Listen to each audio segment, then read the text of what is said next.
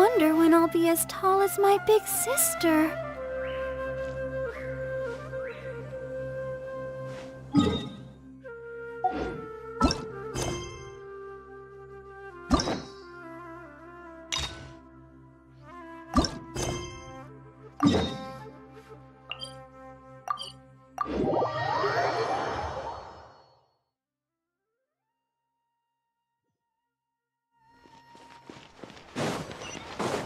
Go, Barbara, go!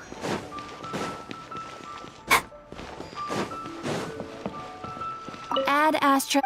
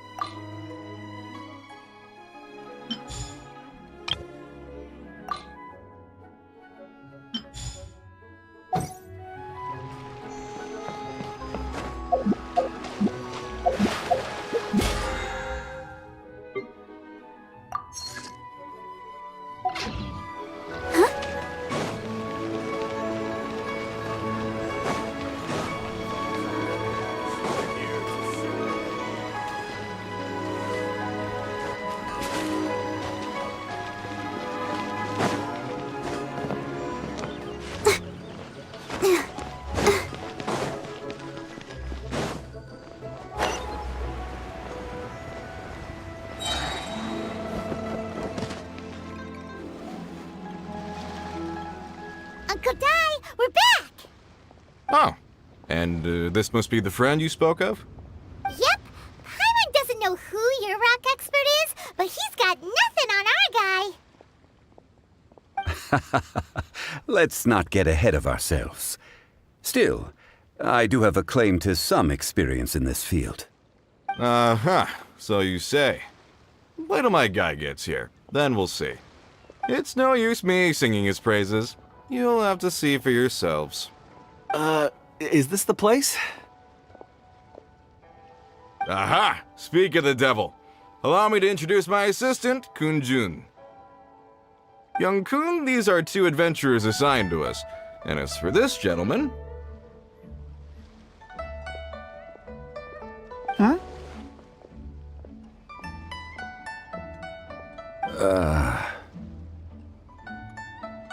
Longsheng Funeral Parlor's consultant. Mr. Zhang Li.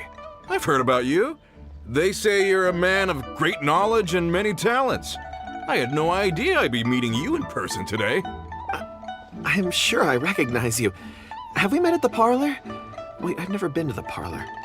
Uncle Dai, aren't you gonna test them? Huh? I wouldn't know where to start. Then they can figure out a way to test each other.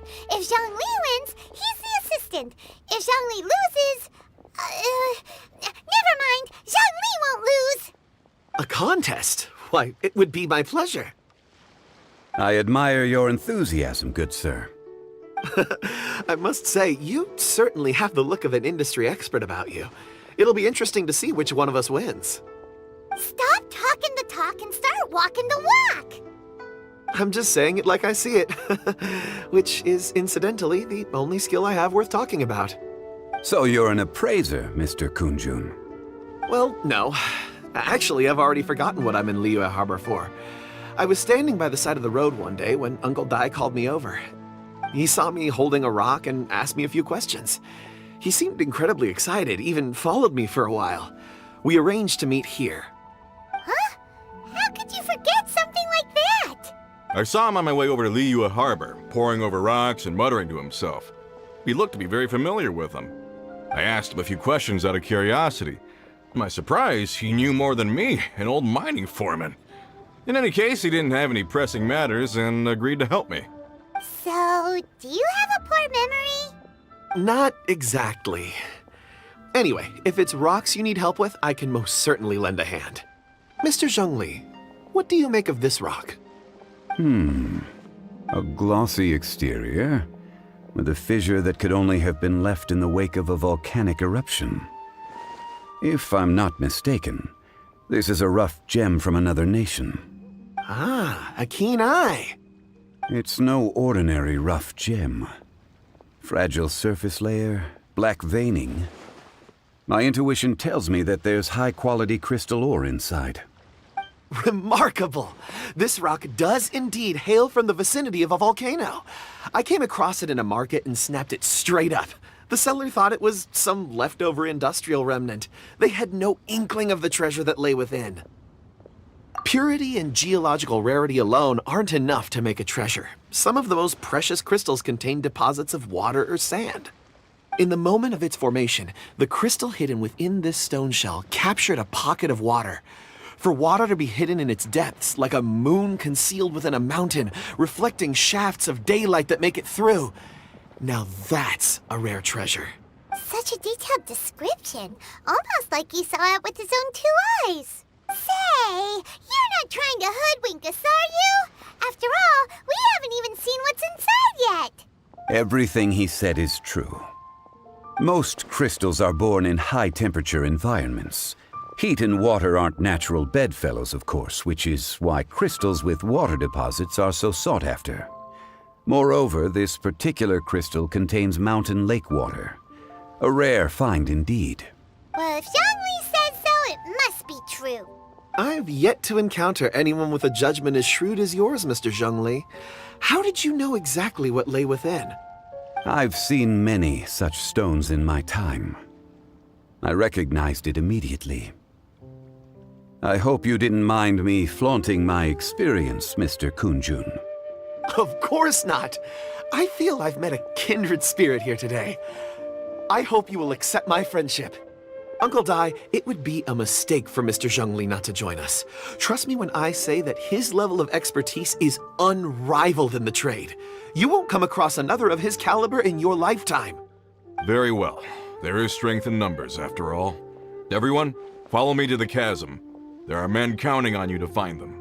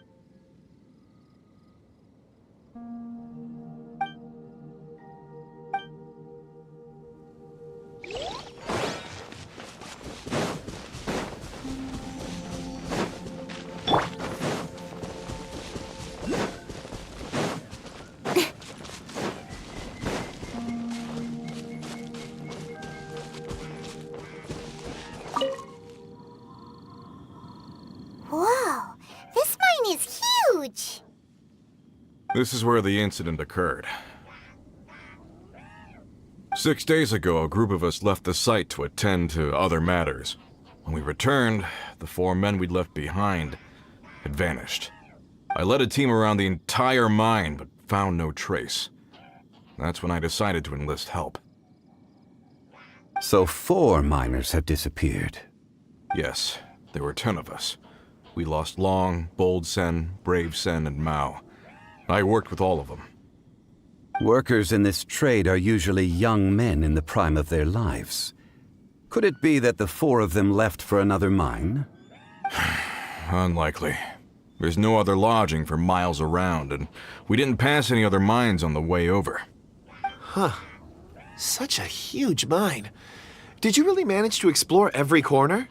Underground, overground, we left no stone unturned. We tried everything short of digging further into the earth itself.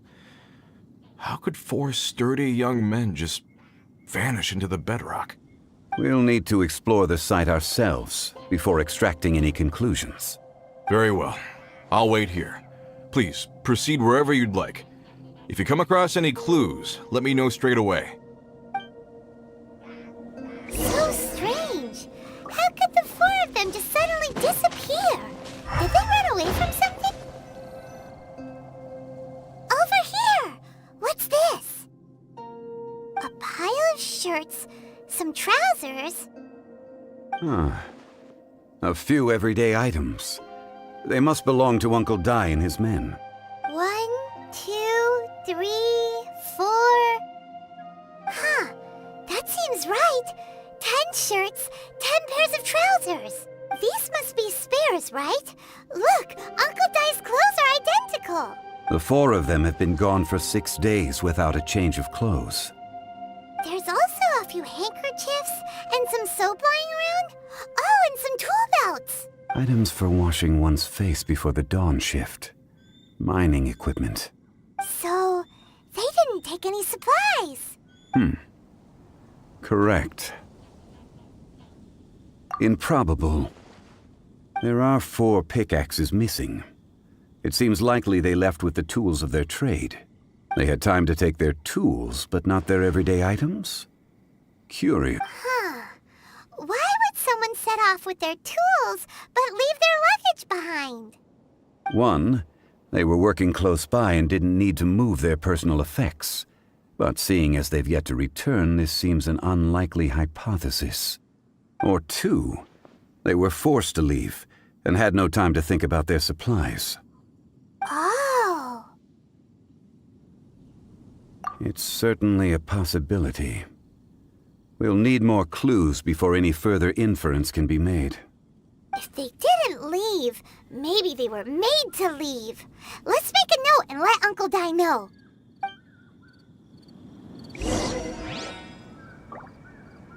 Let's look around first and see if we can find any clues.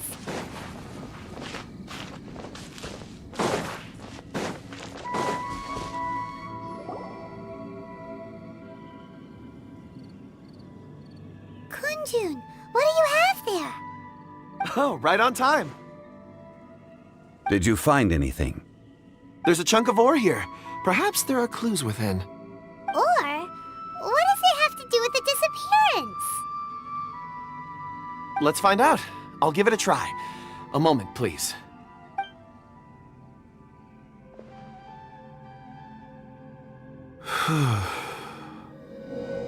Okay.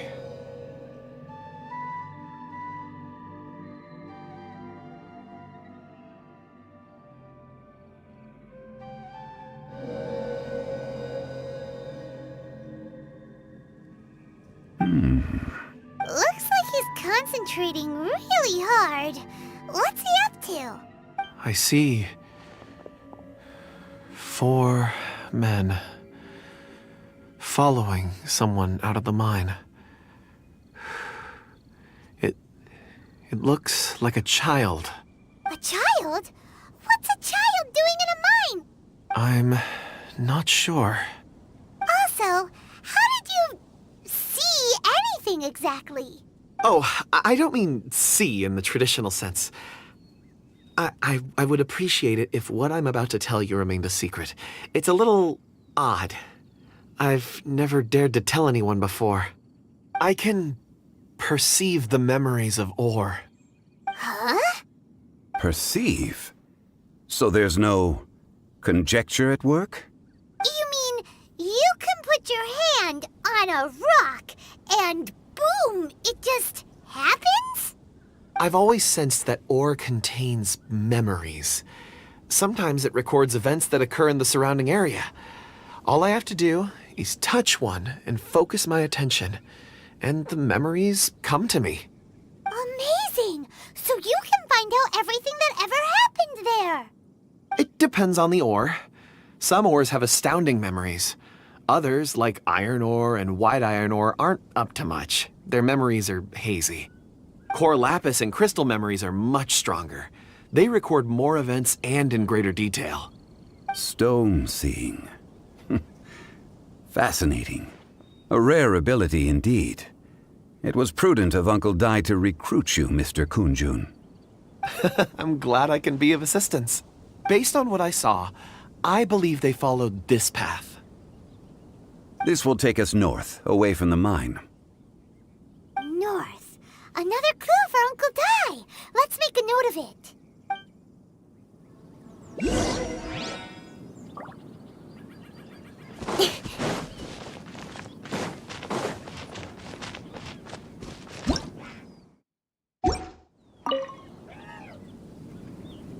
Excuse me, sir. Are you one of the workers here? Ah, yes. You must be here about the disappearance. Please, find them if you can. I don't know what happened. The weather was gloomy that day. The foreman left with a few men. I stayed behind with the other 4. After a while, I decided to take a break, just to catch my breath. I ended up falling asleep in the shelter inside. When I woke up, there was no sight of them. I'd only just been speaking with them and suddenly they'd vanished. Maybe I'm next. So the men that were out working disappeared, with the only one left to tell the tale having been asleep in a shelter. Perhaps an accident occurred on site. What a scary thought. An on-site accident. We should note that down too. Found some clues. Time to report back to Uncle Dai.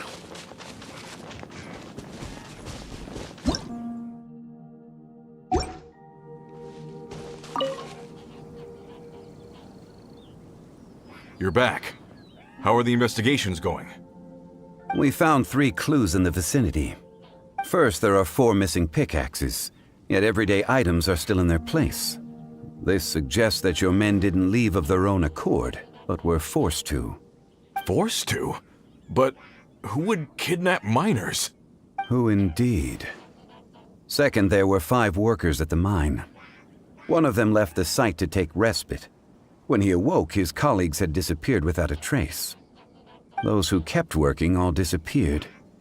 The one who left early emerged safe and sound. It would appear that the incident occurred on site. Now that you mention it, I recall Bravo saying that he took a break. Could someone have entered the site and simply walked away with him? This leads me to my third point. Mr. Kunjun here made good use of his, expert techniques to arrive at a conclusion. It was a child that took your men away. A child? But there are no settlements here for miles around.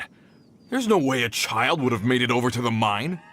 Unlikely as it sounds, that's our conclusion. Your men were following a child. Where did they go? We believe that they followed the road north, away from the mine and toward the ruins. North. Right. I'll rally my men and head in pursuit. You've been invaluable to the investigation, but leave the legwork to us. If we set off now and make haste, we might be able to catch them. Not so fast.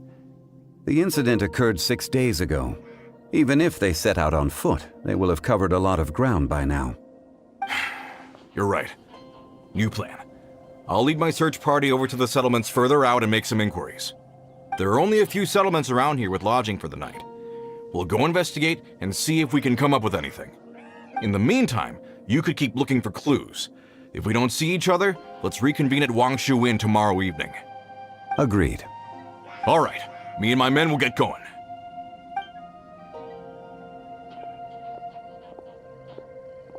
So, they're gonna talk to the people over at the settlements while we keep investigating here. Correct. But there aren't any more clues at the mine. Shouldn't we go north? Wait. I believe we're missing someone. Huh? Oh yeah! Where's Kunjun? Paimon bets he's still investigating. Let's go find him.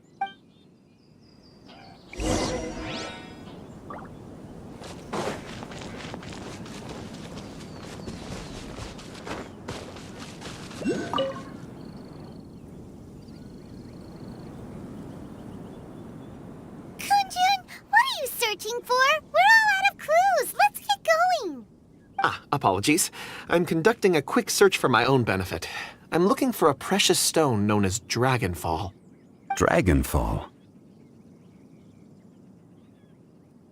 Dragonfall is often used in forging. What use do you have for it? I'm sorry. I don't recall why I'm seeking it. I've been feeling very absent lately.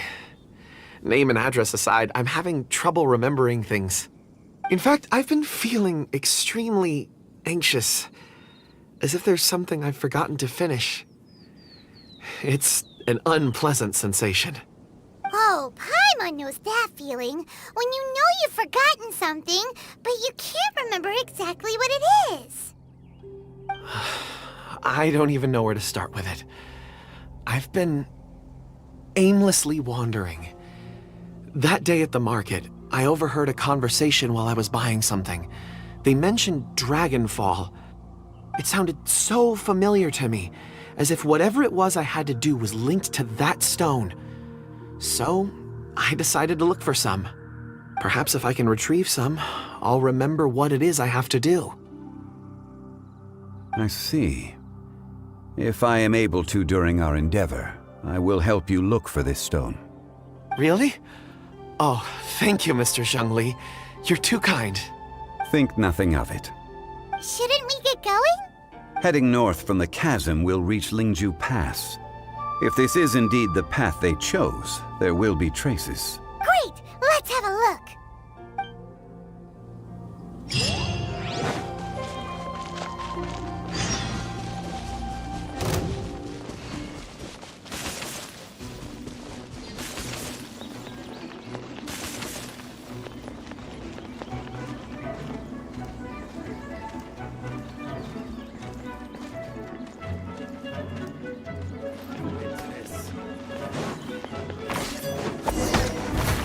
Incoming!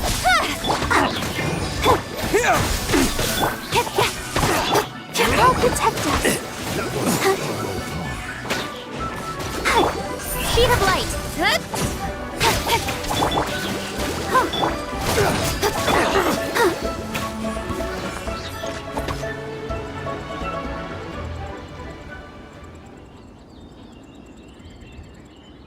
Wait, there are tracks here. These must have been left by the miners. Let us make our way to the end of Lingju Pass. If there are no footprints there, it would suggest that the miners are still within the pass itself. However, if we find new tracks, we can follow them wherever they may lead.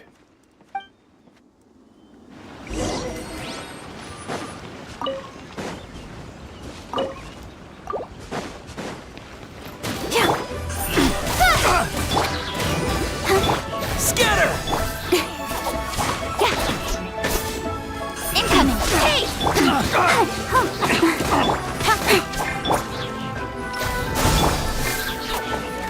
Don't blink! Propagate! Done.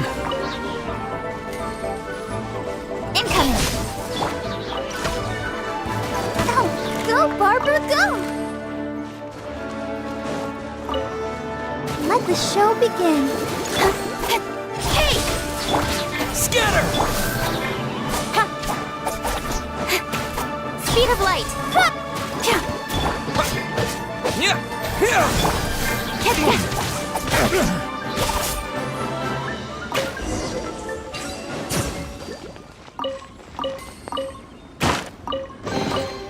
Not bad, as far as treasure is concerned.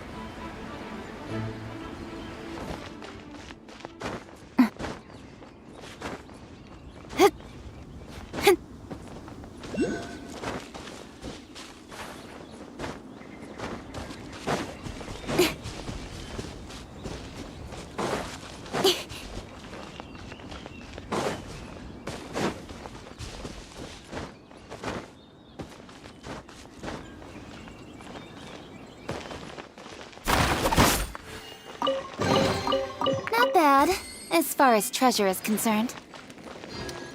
There's no end to this. Dumpling! Hey! Freeze! Propagate! Nowhere to hide. I'll protect us. Speed of light. The hunter becomes the hunted. Incoming. The wrong test subject.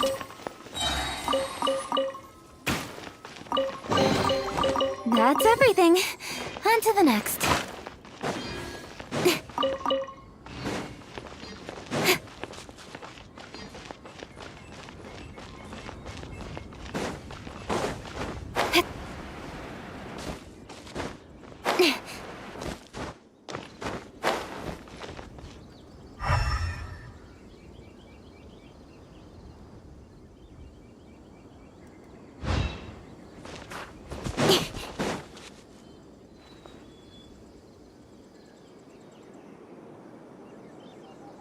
Hey! Footprints! It would appear that they made their way through Lingju Pass and kept moving. If we follow their footprints, we should be able to find where they went.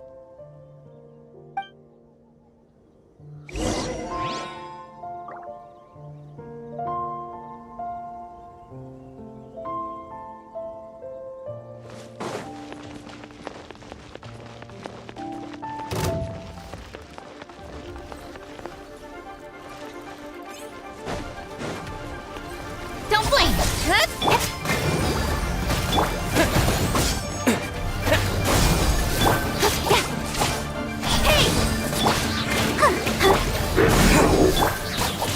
Incoming!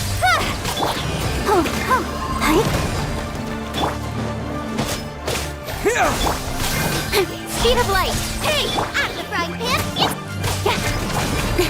Got lucky that time. Don't blink!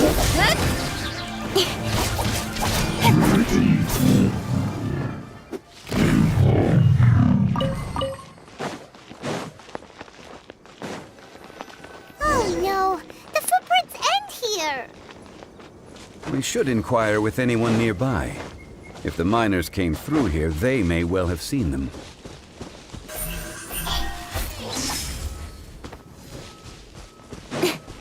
Hi there!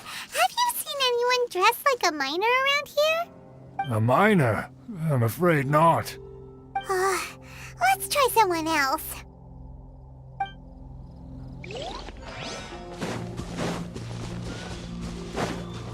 Hello, have you seen any miners nearby? About this tall? 4 of them? Stop bothering me. Can't you see I'm cloud watching? Jeez, a little grumpy, aren't we? Whatever. Let's go ask someone else.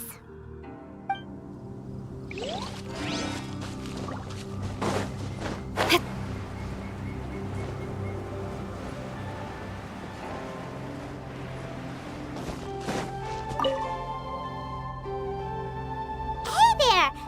Seen any miners? It must have been about 4 or 5 days ago. There were a few men who came through here carrying baskets and picks. I guess that could have been them. Yeah, that's them! 4 or 5 days ago. It appears that they were moving slower than we'd anticipated. Traversing the geography of Lingju Pass must have held them up. It was so strange. 4 big guys with lifeless expressions. It was like they were in some sort of trance. And there was a child staggering in front of them. Huh. This child. Did you see what they look like? I caught a glimpse. Blue hair, short. I think it was a girl. She wasn't smiling. In fact, she looked very serious. And they took this road? Yes, they followed it straight from here. Let's go after them!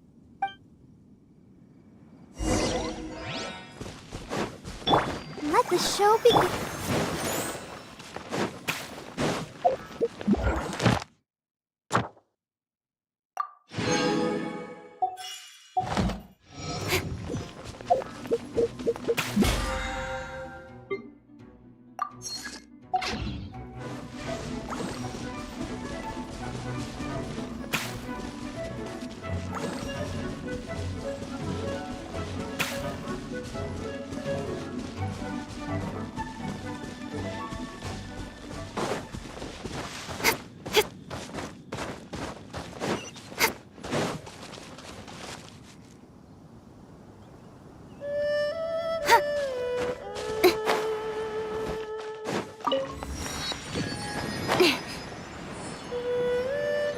More footprints. There's a person over there. Help! Please save me! Is that one of the people we're looking for? Oh, rescue first. Ask questions later.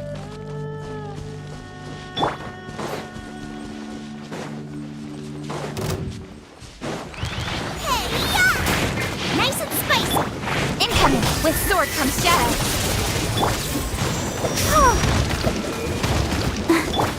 Don't blink. Propagate! Terminate! I'll protect us. Speed of light.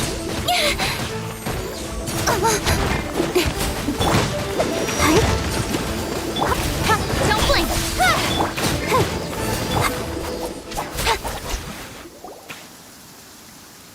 Those monsters were so aggressive. They must have noticed me walking through. Before I knew it, they were all over me. Thank you all for saving me. My name is Wanyu. I belong to Liyue's Shangyu Hall. I head up our human culture and civilization research. Huh? You sure you're not a miner? A miner? Yeah, we're looking for a group of 4 strong fellas carrying mining equipment. I think I saw those people. Really? Yes. I set off from Nantianmen the day before yesterday, heading for Lingju Pass. About halfway there, I came across some people. A few men and a child. I was in a hurry. I didn't get a good look. I'm afraid I'm not even sure what they looked like. I think that's all we needed to hear. Thank you. I hope it's useful to you. I'd better get going. There's a conference I need to attend. Again, thank you all for your help.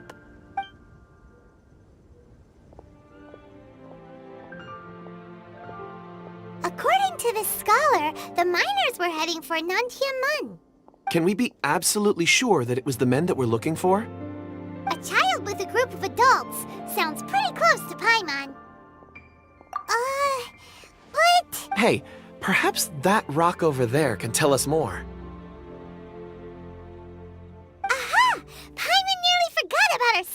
happen? It looks promising. I'll do my best.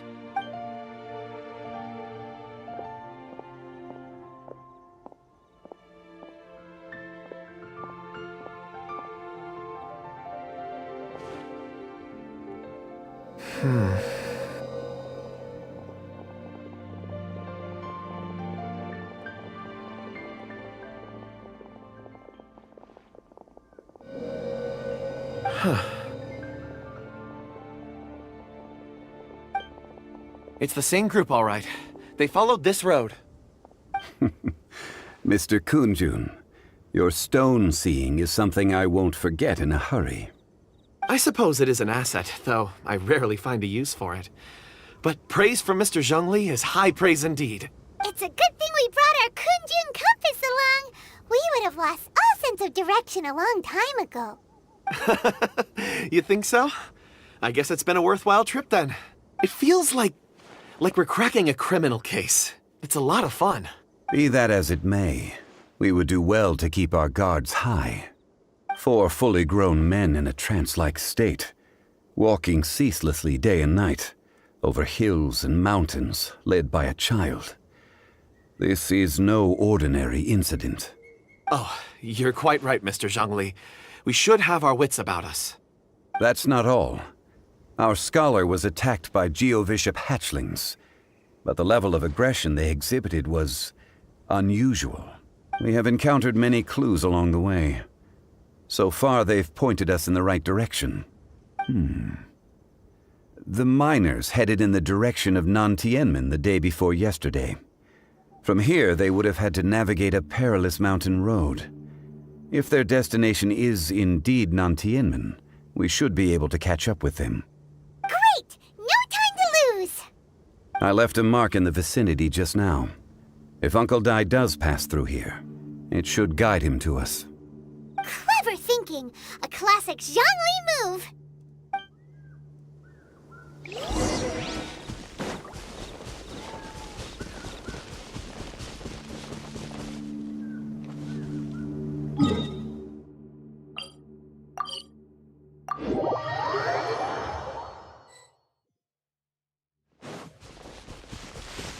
Hey! Over here on the ground! Is this... There's a basket lying here, too. This must be one of the miners. Hey! Hello? Can you hear us? Judging by his appearance, he must have collapsed from exhaustion. Should we wake him up? I can still dig. Sounds like he's whispering something. It seems that he thinks he still has work to do. Something's not right. There's a camp nearby. We should take him there and monitor his condition before deciding our next move.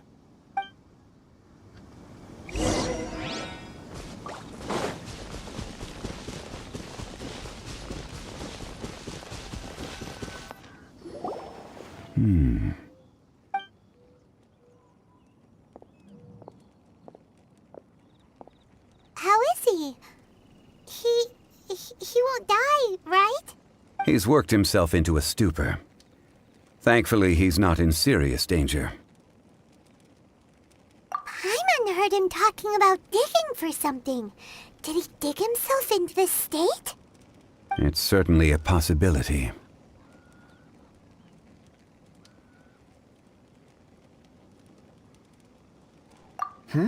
It looks like there's something in his pocket. Are these ore fragments?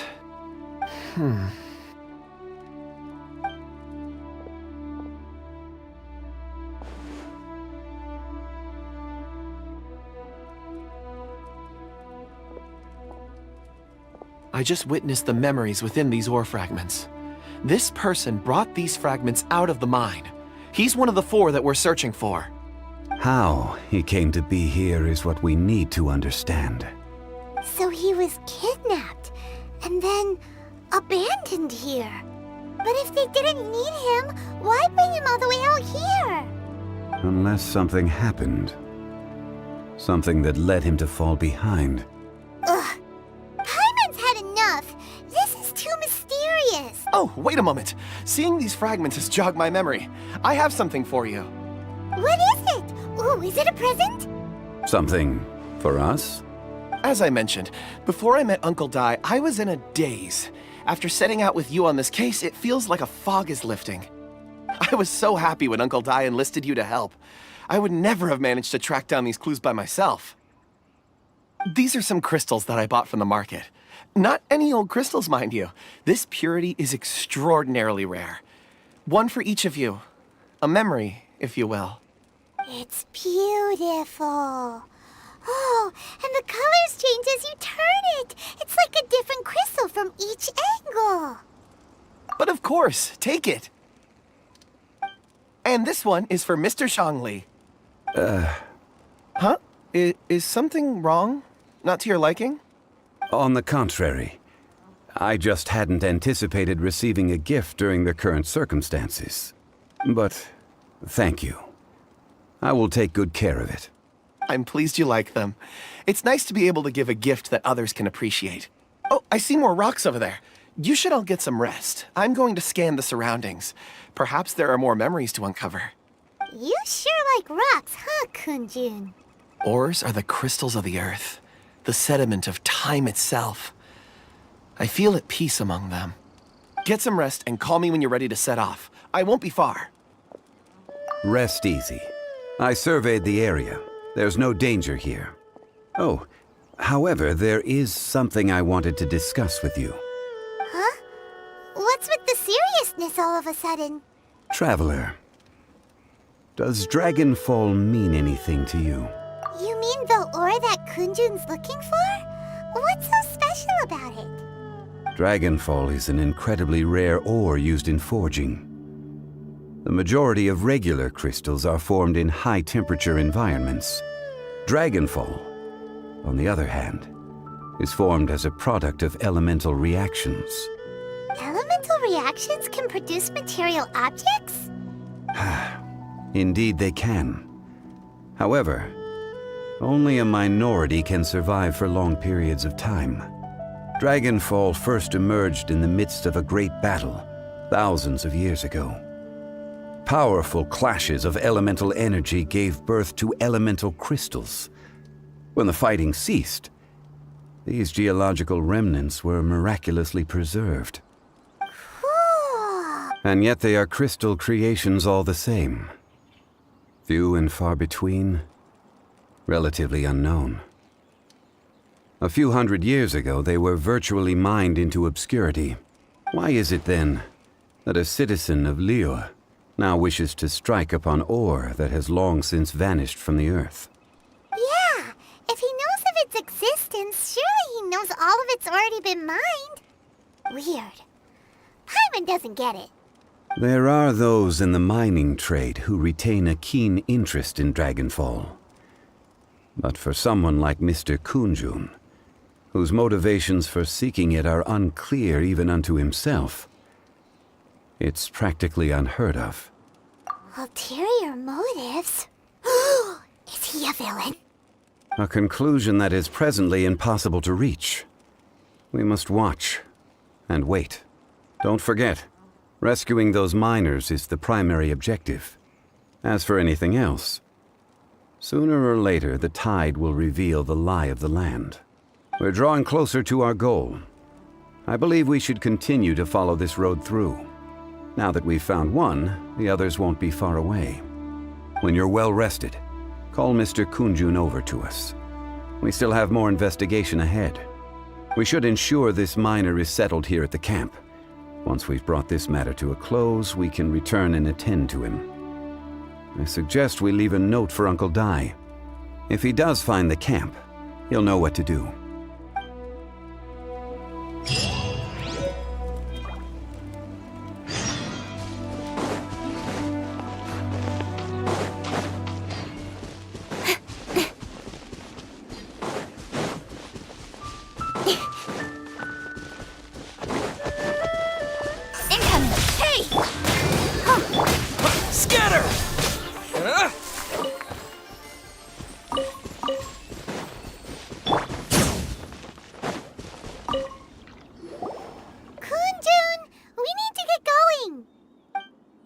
No problem. I'm done here. Any results, Mr. Kunjun? There are many beautiful rocks here, but nothing out of the ordinary. I couldn't find any clues. Then again, the memories of ore can shift with the passage of time and the changing of the environment. Difficult to say. I feel that ore memories tend to be from the recent past. So there's never any ancient memories? Rocks endure, but as eons pass, their memories are erased. Those memories that survive are rooted in powerful emotion or thought. That makes sense. It is the same for people. Indeed. Let's keep going.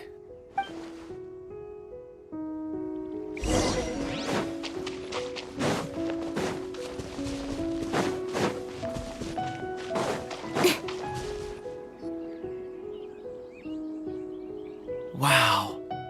Such an immense tree. And there's so many mysterious-looking crystals up there, too. Amazing! This ancient tree. Let's conduct separate investigations. I'll take that area. Perhaps you could survey this section. All right, then. Kunjun, can you see anything worth investigating? Well, there is this stone tablet here. Doesn't seem very interesting. Paimon's gonna look over there. Huh. It's worth a try, surely. Let me see.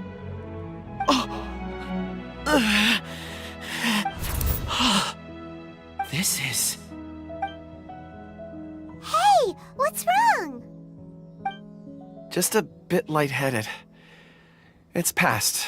Nothing to worry about. Not yet. Whatever. Paimon's going to investigate over there. Why don't you climb the tree and have a look? If you don't try, you won't know. Anyway, you'll be able to get a good look at our surroundings from up there. You think so? When has Paimon ever come up with a bad idea, Wait a minute. Paimon can fly. All right, Paimon will go. You wait here. Paimon will... All of you, come here. Huh? Zhongli's voice came from behind the tree. Did he find another clue? Quick, let's go see. Maybe he found another miner.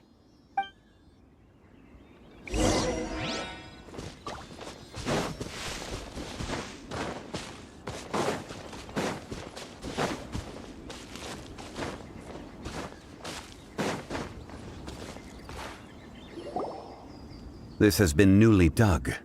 It would appear our answer is up ahead. Is that a voice coming from the tunnel? Someone else go first. Compose yourselves. I will lead us in. There is an unusual presence emanating from inside the tunnel. Prepare yourselves and tread lightly.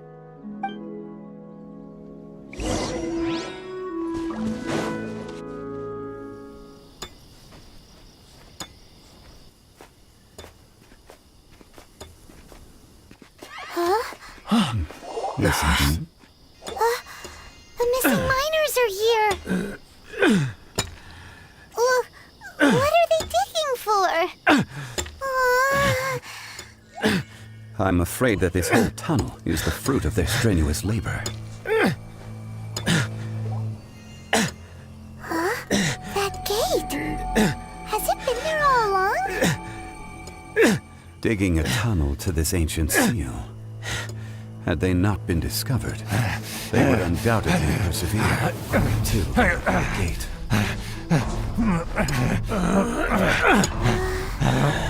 So behind the seal, there's...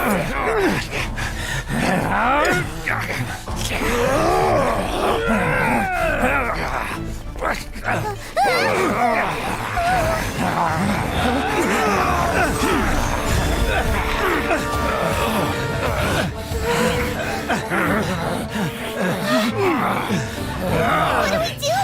We can't hurt them.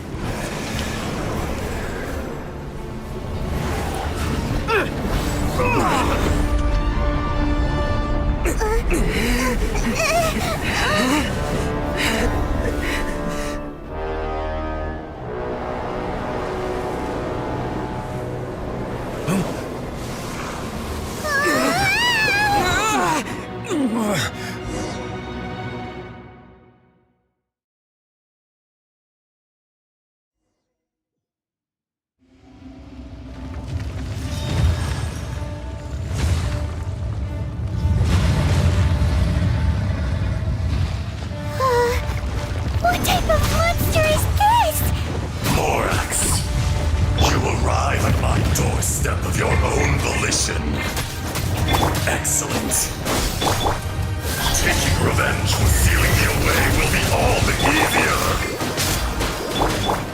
So, the little girl is your power incarnate. But if you recall, Ishtahan, this is not how we intended for events to transpire. Waste not your words. Your life is mine.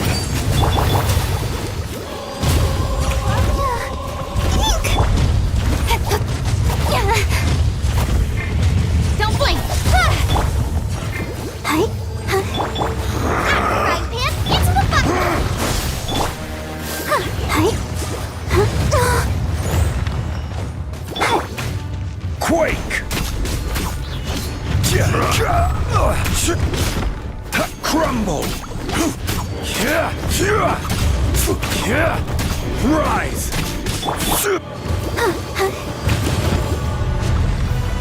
Come on! We can do it! Hi? Fisher! Oh, no! Crumble! Incoming! Hey! Propagate! Dust! Sooner or later, With sword comes shadow. there is no atonement for 1,000 years of pain!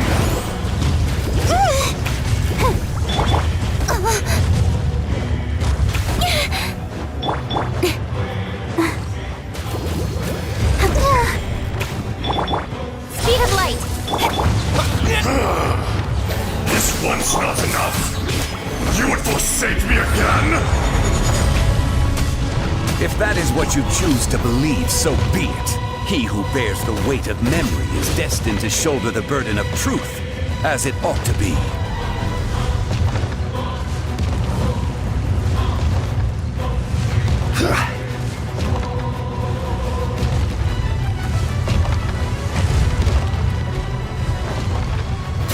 Rise!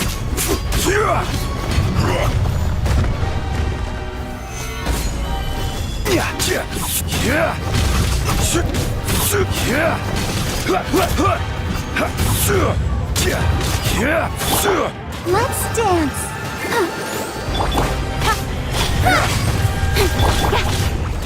Hi? Propagate! Incoming! Goga! Get them! Crumble! Fisher! Rise! The enraged earth will not absolve you! Solidify! Eat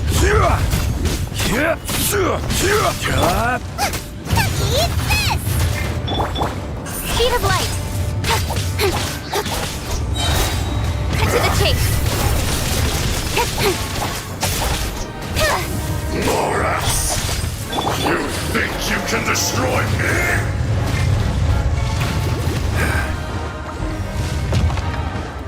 Oh, Barbara, go!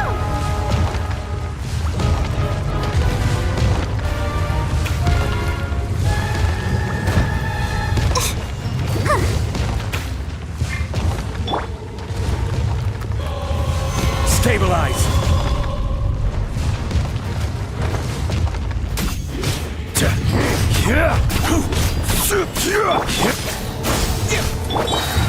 Incoming! I'll protect us! Oh. Be crushed! Hi? Don't blink! Hey!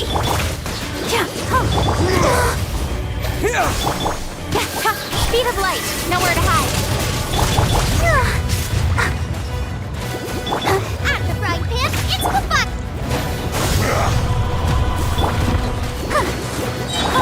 Incoming!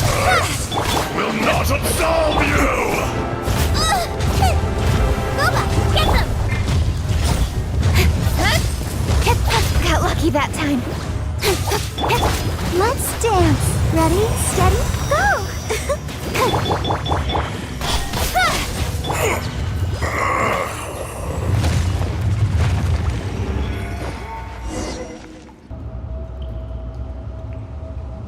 Morax, 1,000 years after you sealed me underground, you return for the second time.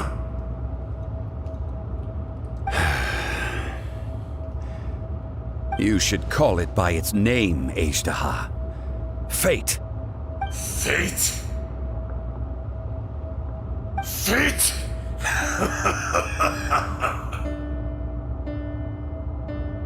So here lies the wisdom of the gods. Destroy all deemed redundant. Enlist tyrants to ravage the wilderness. No. You have forgotten. That voice! Ajdaha. Huh? Kunjun? Morax. It's been a while. You're... Ajdaha. The very same. During the battle, you imbued us with your power. Yes, it was all I could manage. Forgive me for concealing the truth, traveler. There were things that only became clear to me upon reaching this tree. Allow me to elaborate. I am not Ajdaha the whole, but a fragment. Heaven and earth, yin and yang, opposing forces. You can consider the existence of me and the Ajdaha you see there to be a reflection of such polarities. We are a schism of the will of Ajdaha. So there are two Ajdahas? No, it can't be. That's impossible. When the seal loosened, your power manifested in this world as a child. With this new identity, you were able to vent about the forces that suppressed you. But would anyone listen? Would they even care? That's when it occurred to you. The loosening of the seal constituted an opportunity to strike back. Kidnapping the miners was all in aid of digging to the entrance to the seal itself. Your plan was to launch an attack on both ends, from outside and within, thereby fully destroying the seal. The audacity! Are you insane? If you truly are a part of me, how is it you find yourself standing on the side of the betrayer? I was another power awakened with the loosening of the seal. Too weak to reincarnate, but strong enough to possess a human body. I was barely conscious. I couldn't remember who I was. Only the past would elicit a reaction from me. But my aim was clear. Find Morax and aid him in stopping you. I had sensed that something was amiss when you mentioned Dragonfall. Had your power been but a little stronger, I would have recognized you. Don't blame yourself. I have changed beyond all recognition. Only when I touched the stone tablet did I truly remember. It's been so long. A secret beyond all comprehension of youthful humanity and ancient dragonkind. Morax, do you want to tell the tale? There would be no harm in it. The decision is yours. You haven't changed. Then allow me. Ajdaha was once a friend and ally of the Geo-Archon Morax, with a lifespan far exceeding that of mankind. However, that which is derived of the Earth is no more or less than the Earth itself. The memories of rocks do not last long. Those memories that survive are rooted in powerful emotion. But as time passes, so these memories fade into obscurity. Erosion is the world's greatest destroyer of memories. Erosion ground Ajdaha's consciousness into oblivion. Slowly, He forgot the face of his old friend, and his memories of defending Liyue Harbor disintegrated. Ajdaha, now incomplete, became irascible, aggressive. What would you expect? It was humanity that attacked the ley lines that sustained me. This much is true, which is why you attacked the chasm, why you waged war against Morax. In the beginning, in order to open up new territory and increase production, the citizens of Liyue came to the mountains to mine. Overexploitation caused the ley lines to quake, which brought untold suffering to us. Erosion made us even more savage. No matter how we struggled, we lost the ability to coexist with humanity. We lost all reason. Morax shared with us some of his power to prevent further erosion, but it was futile. Everything returns to dust. It is the natural order, an unstoppable force. And so, we became you. And from your will, I emerged. I am your final contract. Witness the promise between Ajdaha and Morax. You can hate me, but you cannot deny me. No. I am the remnants of Ajdaha's benevolence, the echo of a contract set in stone. I harbor a willingness to go further, a willingness to coexist peacefully with mankind. No!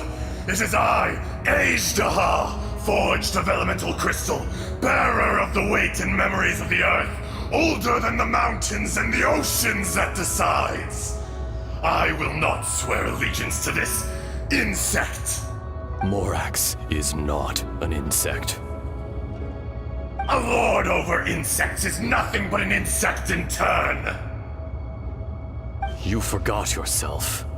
Nobody held Morax in higher regard than you or I. That which you have forgotten, I hold here in my heart. If you are the memory of the Earth, then I am the memory of coexistence. Of coexistence with humanity. All powers under heaven, rise and fall of land and sea. A star appears within the wild. A sun ascends as bright as jade.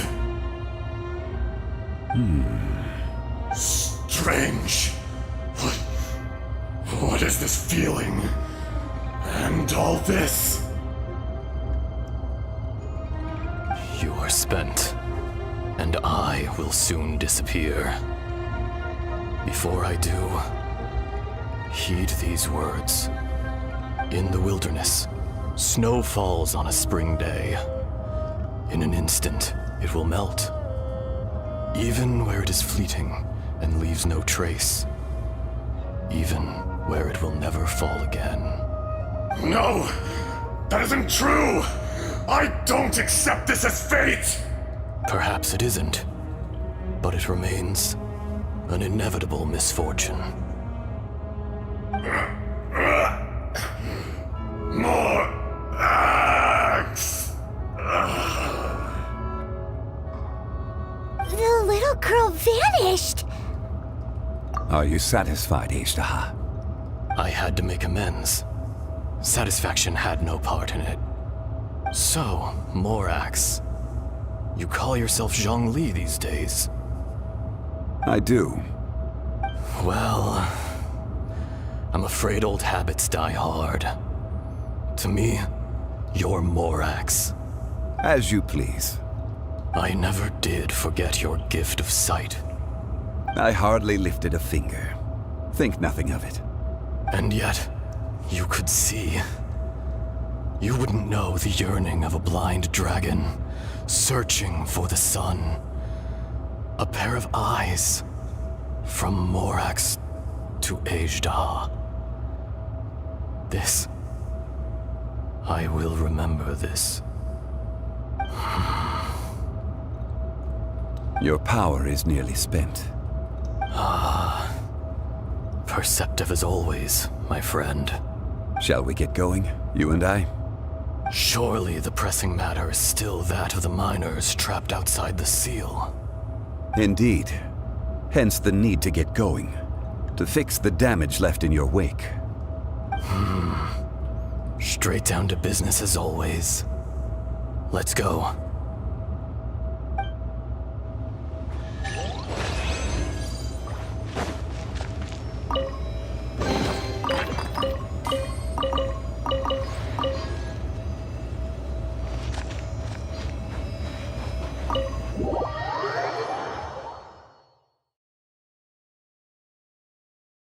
Huh? How did we get here? We need to go back and check on the miners!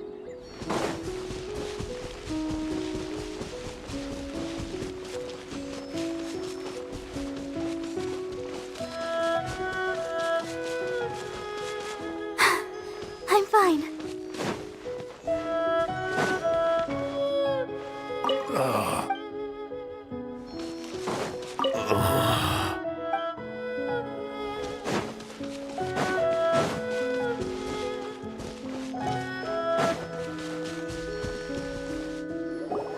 So there you are. My men and I found your clues and followed them straight here. We found Mao in a tent at the campsite unconscious. It seems he'll be okay. Sadly, we found no trace of the other three. Huh? Young Kun, what is... Nothing. Pay it no mind. Those three miners are over there, in that cave. Cave? What happened? They're exhausted, but not in danger. Don't worry. Right. Well, thank you, all of you. I better go and see how they're doing. So you're taking them back to Liyue Harbor? That's right. Can I come with you? No problem. You rescued my men. I'll be happy to assist all of you in any way I can. I'll be back soon. I need to assess their condition. Kunjun, we should be calling you Ajda. You're coming back to Liyue Harbor too, right? Not I. Merely this body. Once I'm gone, the true owner will accompany the miners back to Liyue. Kunjun hails from a family of famous artisans. He too will be famous in time. It would be a shame for someone of his talent to go missing. You always did have a great admiration for blacksmiths. Curious how swords and daggers are blind, yet their creators see so much. Perhaps empathy is mankind's proudest achievement after all. Ajda, I am no longer the Geo-Archon. I can sense it. Today I am just an ordinary citizen of Liyue. Even you met such a fate. Let's get the difficult part out of the way. I cannot guarantee that I won't be awoken a second time. No matter. If that day comes to pass, Liyue must prepare itself to face you. And how will Liyue fare without Rex Lapis? Even without a god above, this remains a nation of men. I was once their god. I ought to be here to witness their rise and fall. All life is shaped and then ground away by the endless flow of time. You were always the strongest among us. Yet, it would seem that even you have been eroded. That's unimportant. Fate is ordained by heaven. Even if our mission had already concluded, it would be cowardly not to strike out on the road of departure. You may live forever, doomed to a lonely existence. Yet, even this is temporary.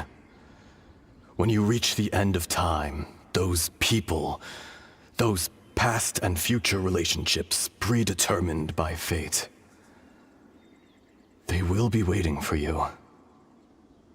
I do not pretend to match your rhetoric when it comes to the subject of a life long lived.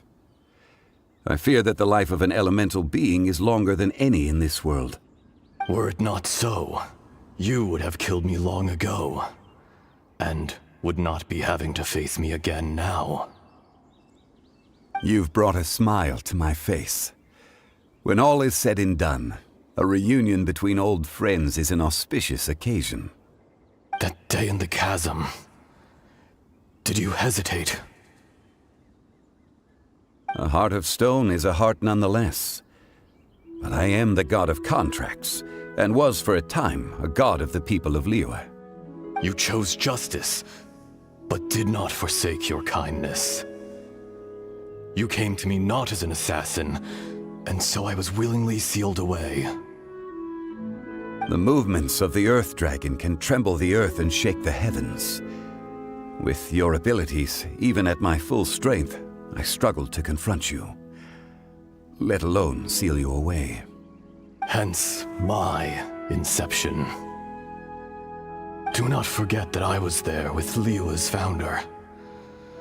The face may have changed, but the content of the contract remains intact.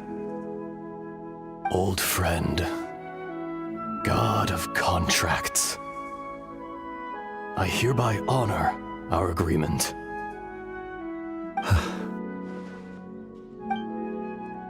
Thank you, Ishtaha. My life is nigh on eternal. I will go on with the infinite flow of time.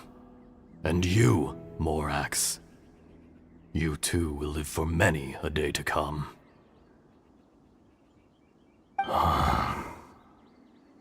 You're leaving? If it is fated, Morax, we will meet again.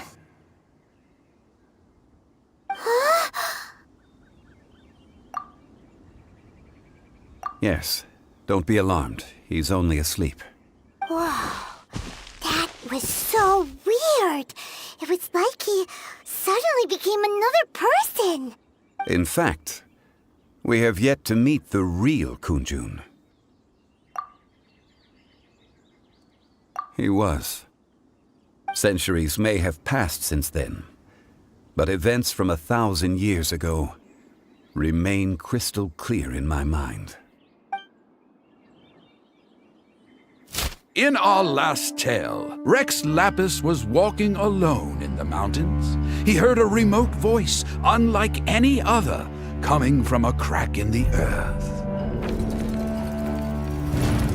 Most of the ancient geo-life forms that live below Liyue are blind, having not seen the sunlight for an age.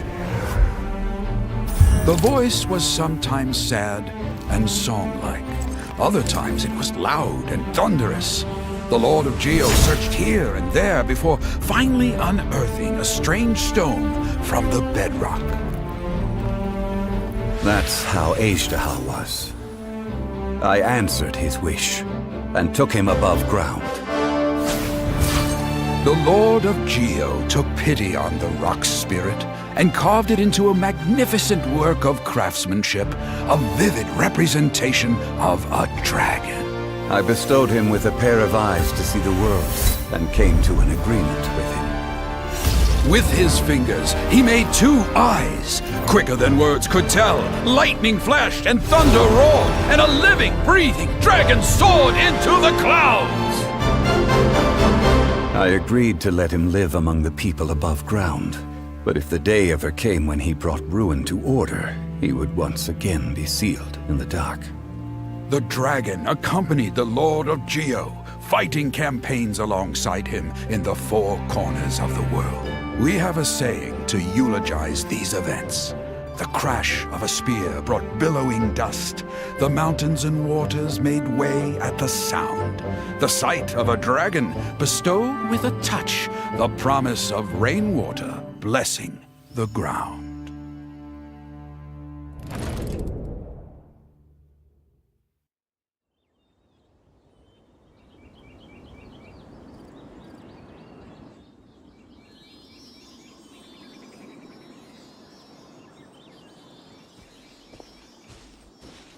1,000 years ago, Azhdaha attacked the chasm. I tried to obstruct him, fighting him tooth and nail down the length and breadth of the mine. Finally, I brought him down and sealed him underground. During that battle, Dragonfall was born. Azhdaha could sense the stone. Subconsciously, he wanted to use it to find me. Despite being the victor, I could not claim to be stronger than he, and in his heart, he still retained an ounce of goodwill towards me, towards Liyue, towards life above ground. He was willing to be sealed away, but as the erosion set in, he forgot. Even I cannot avoid it, but there is something I understand better than most. When the door opens, it is time to leave. The greater the power, the greater the danger erosion may bring about. The millennia may come and go, but even a stone may tire. Personally sealing away an old friend. This is just one form of erosion I have endured. People abandon and surrender the things they love to pursue the right path. Perhaps this is the erosion imposed on me by the heavenly principles. That I was a god of mankind. My identity may change, but my eyes will bear witness to the history of humanity. You still care a lot about Liyue. Call it part of my duty. I must thank you both. No worries.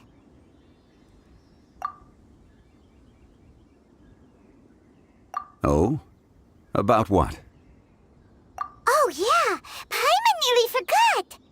So, not long ago, we met a guy called Dane. He told us about Conria and the punishment of the gods. That's when we realized that those events were connected to the person we're searching for.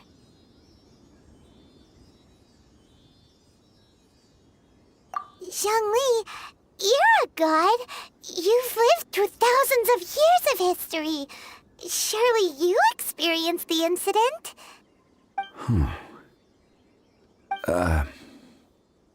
I cannot say. Why? You can't even give us a thread of information? This is so important to us. I understand. But I must apologize. This is my contract. You mean another past grievance? Like the incident with Azhdaha? Too painful to talk about? It was signed before it all began. I have always honored the contract. And kept my silence. How can you be like that? You two are friends to me. I can assure it brings me no pleasure to disappoint you. But as the god of contracts, I cannot go back on my word. Would you be ready to find out? It appears your understanding of this world continues to grow. There are many events of ages past, many secrets that lie hidden. They have been eroded by time, forgotten by the people, abandoned. But you are capable of finding them and bringing them into the light. Those who come to witness will witness. Those who are born to remember will remember.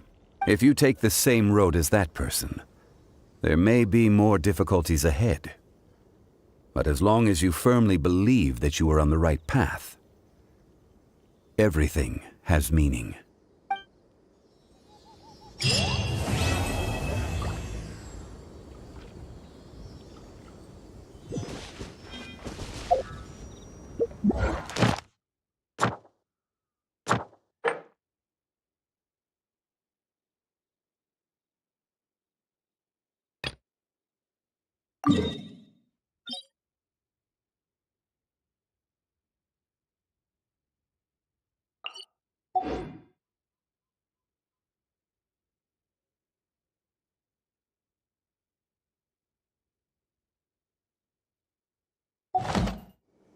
Ma da da da da.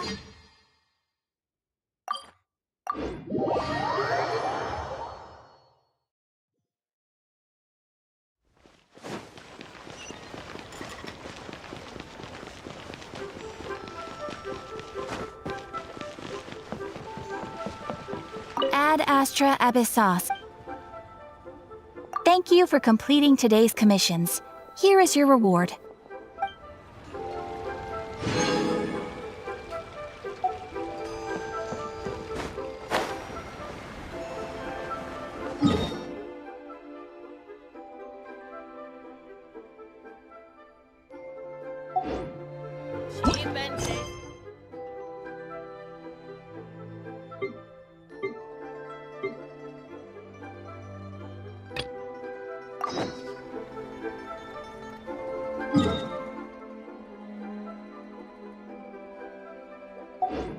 I wonder when I'll be as tall as my big sister.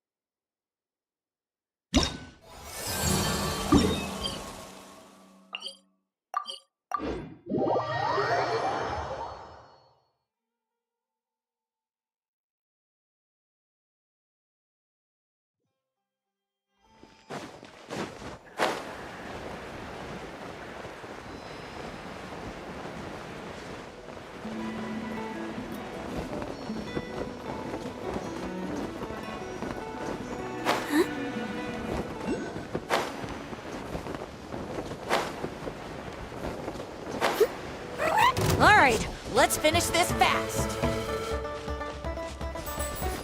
Shoot! Speed of light! Hey!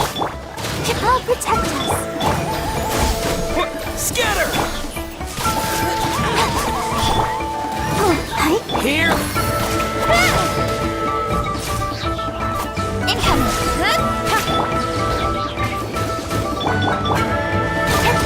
Here it comes! Speed of light! Nice and spicy! Incoming!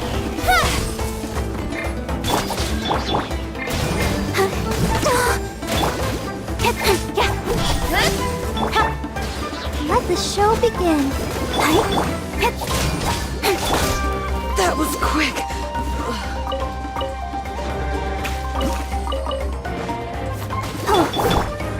Don't blink! Propagate! Speed of light! That was quick.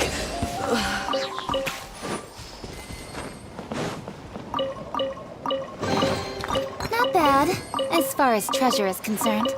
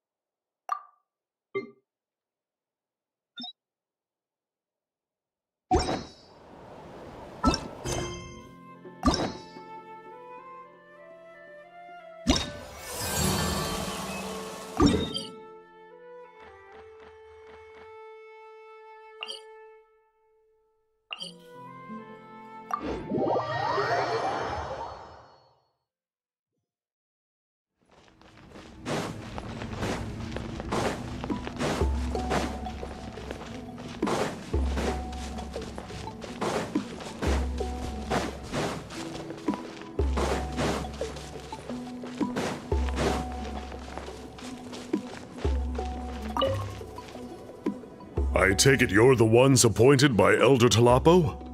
Yep! And you are... Call me Toltec. The chief asked me to be your guide for the day. His messengers already filled me in on the situation. So just follow me.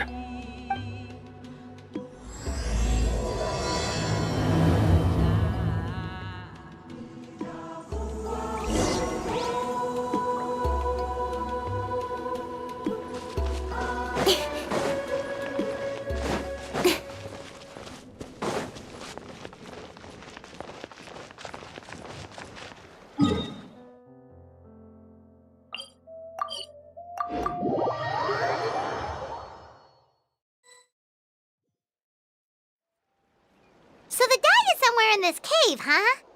This is as far as I can take you. Only the appointed ones may proceed from here. Why's that? Kind of a long story.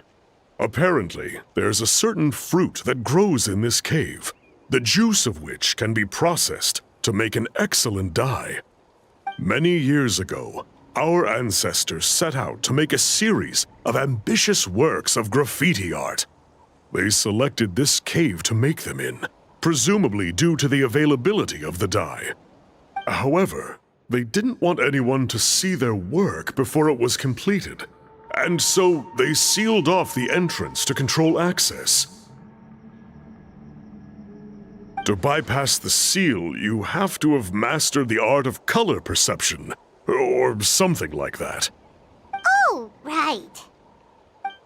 The strange thing is, our ancestors never removed the seal, even after they finished the graffiti art.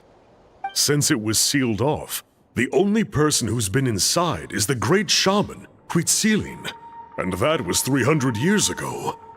According to her, the artwork tells the story of a hero by the name of Kuntur. But I digress. Sorry, I'm a big fan of graffiti artwork. Once I get talking, I can go on for hours. So you're sure you don't want to come with us? I'll pass. I tried to get in once, but the seal blocked my way. I tried getting my Iktomi to clear it with its powers, but even that didn't work. I guess it's supposed to be a test left there by our ancestors. If you don't pass the test, you're not worthy of viewing their works of art. Don't worry about me, though. I wouldn't be joining you this time even if I was able to get in. Unlike our chief, I don't have the guts to challenge our traditions. This task is specifically appointed to someone by the Iktomi Elder. Who knows what bad things might happen if I got involved? Fair enough. All right, we'll try not to take too long.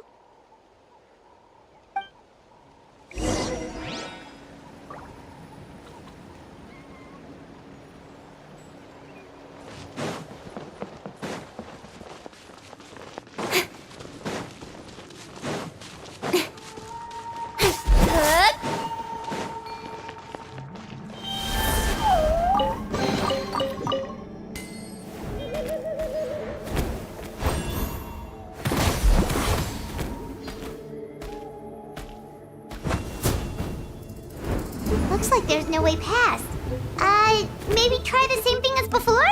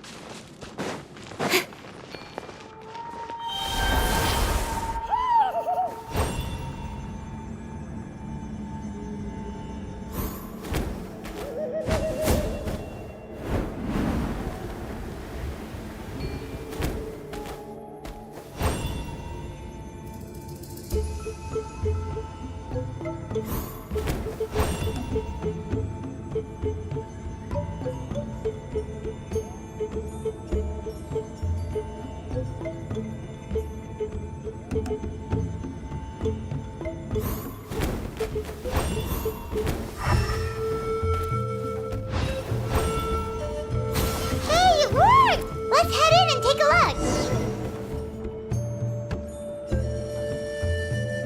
This should be the place. That fruit Toltec mentioned should be the one on the wall, right? Now the only question is, which ones do we pick?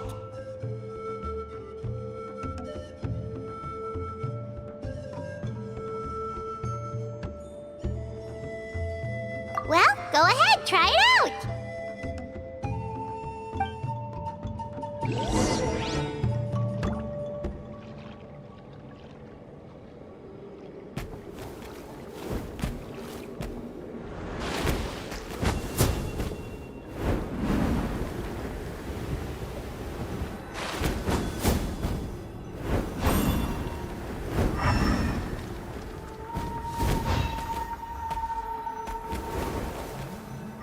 You saw something, right? Whatever it was, grab it!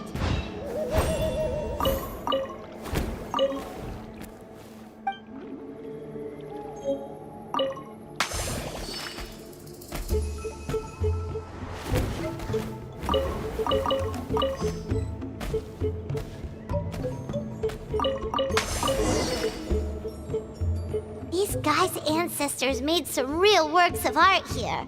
But based on what we've seen so far, it seems like there should be more to the story. Do you think maybe there's more artwork further inside? Seems kinda strange.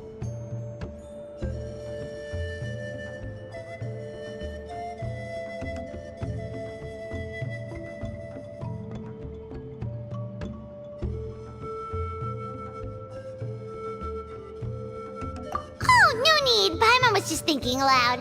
Toltek's waiting for us, and we have a job to do. So maybe it's best if we head out now. Let's head back and meet up with Toltek.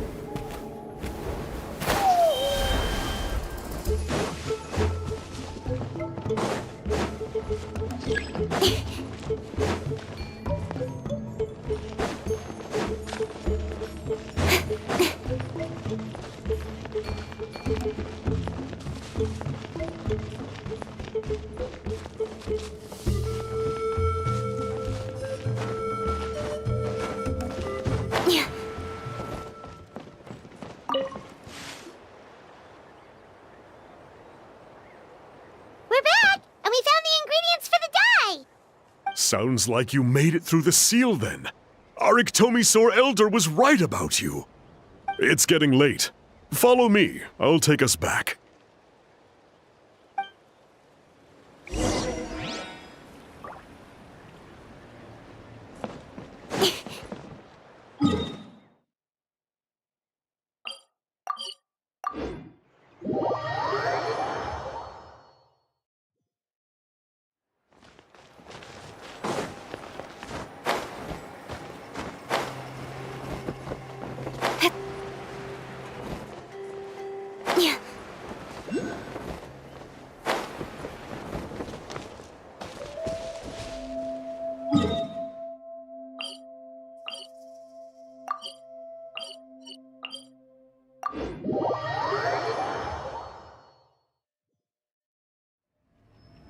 Everything will be fine.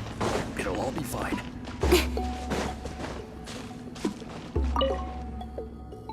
Toltek has updated me on your progress. Well done. I appreciate your efforts. Sure thing! Here's the stuff for the dye.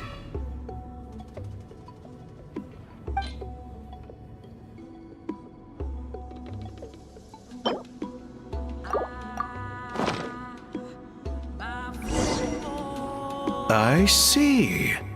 Yes. This is certainly a very different substance from typical dyes. Okay, now let's try our hand at making some samples. The fabric is ready for testing. Got it!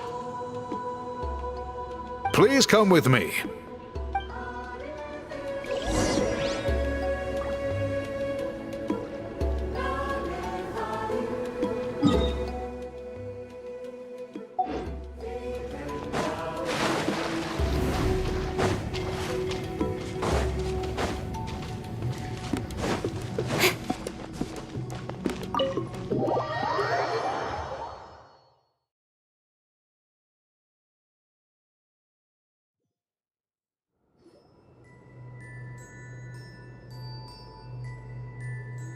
Take a look at this. It's a woven scroll made by one of our ancestors. This is the kind of thing we're trying to make. Ooh! The person depicted is the legendary shaman, Huitzilin. She lived 200 years ago and was once appointed by the Iktomi Elder, like yourselves. She was especially skilled in the art of color manipulation, and of course completed her task with flying colors. This scroll is a record of her deeds, and was most likely the work of her own hand. The quality is simply breathtaking, even compared to other scrolls of this variety. Sadly, since she passed away, all of our Iktomi Elder's subsequent appointees have had to rely on the gift from the spirits to complete their work. That's a good way of putting it. My only quibble with your phrasing would be, it's not just me, but us. Now Paimon's getting excited.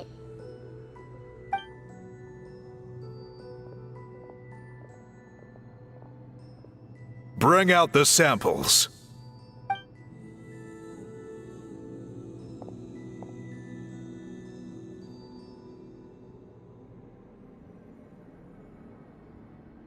Now, as I mentioned, the dyeing process is a little complicated, but I am confident you will manage. Just make sure to follow my instructions carefully.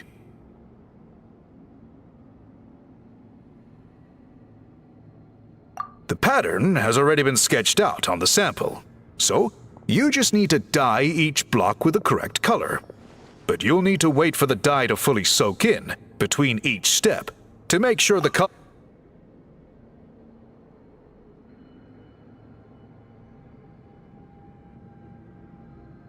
Ha ha ha!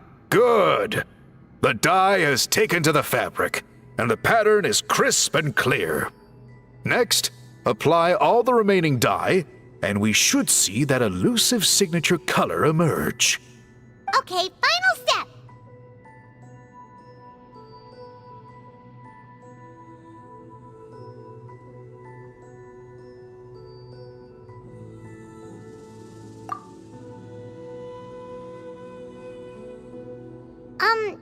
Did it work? Paimon doesn't see it.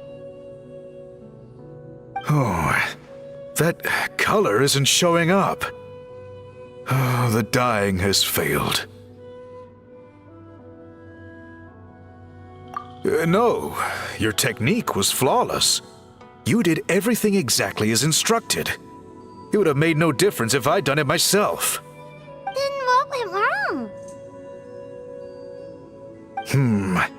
It could be the weaving technique, or maybe the dye has to be applied in a different way.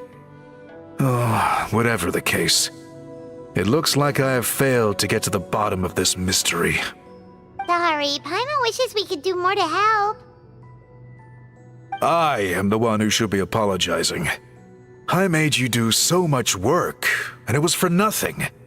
I will, of course, honor my commitment to compensate you for your trouble, but I do hope you won't give up on this task.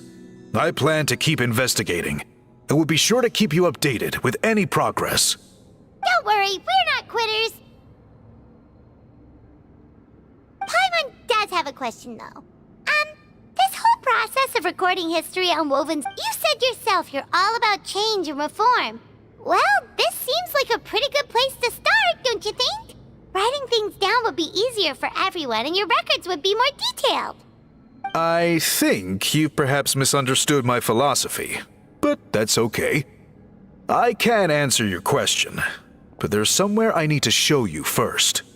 Oh, sure.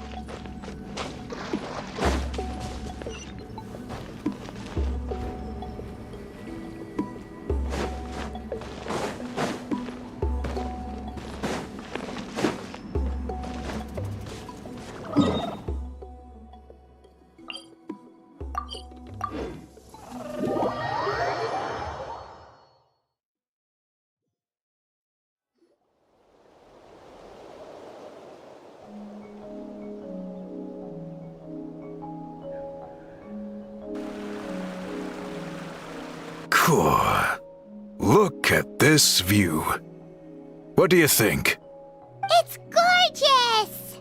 Now, try looking a little further. Whoa, that graffiti! In all the years since the founding of our tribe, those colors have been with us every step of the way. It is true that I seek to bring new life to this ancient tribe through change and reform, but I also understand there are certain foundational things that we cannot afford to throw away. The foremost of these is the way we record our history. Oh, that makes sense. Since the very beginnings, our tribe has always sought to bring color to history. And I have a deep sense that this is one part of our heritage that we should not give up. So, whatever it takes, I must find a way for us to continue producing our traditional woven scrolls. You're completely right. I'm sorry for what she said earlier. It was out of line. It's quite all right. I'm just grateful you're able to understand where I'm coming from. Then let us hope that when we next meet, we succeed in reviving this tradition.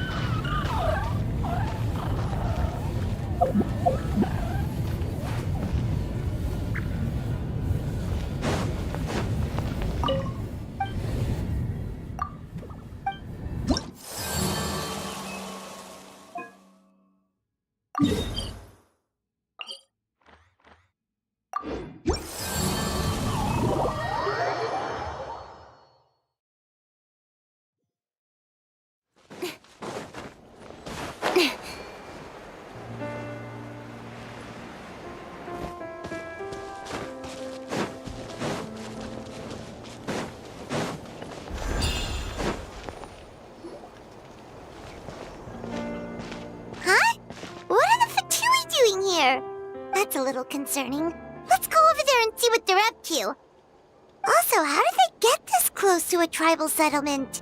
Huh. All the Fatui left in Natlan are probably the captain's subordinates. That basically makes them followers of one of Natlan's heroes. Still, once a Fatus, always a Fatus. Something seems off seeing them here. Let's go check it out.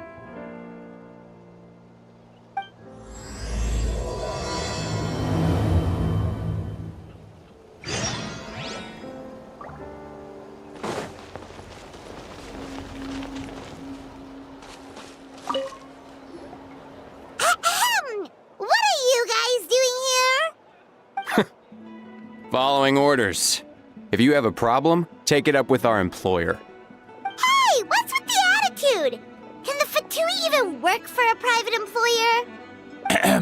This is Grudok. I hired him to be my bodyguard in Natlan. As you can see, he's not the sociable type. I'm sorry for any offense. My original plan was to hire someone from the local tribes, but a priest recommended Grudok and his squad. I was told they were capable fighters and had the time to spare, so they fit the bill. It seems like the Fatui's reputation in Natlan is quite positive. So that's what happened. Then you must be from Fontaine? Precisely! Montluçon, at your service. I work in the publication business. And you two... Wait, you must be the Traveler and his fairy companion. Oh, you know us? A golden-haired traveler with a floating companion. There's no mistake. Your exploits in Fontaine have all the makings of a best-selling series. I'd be a failure of a book merchant if I couldn't recognize you.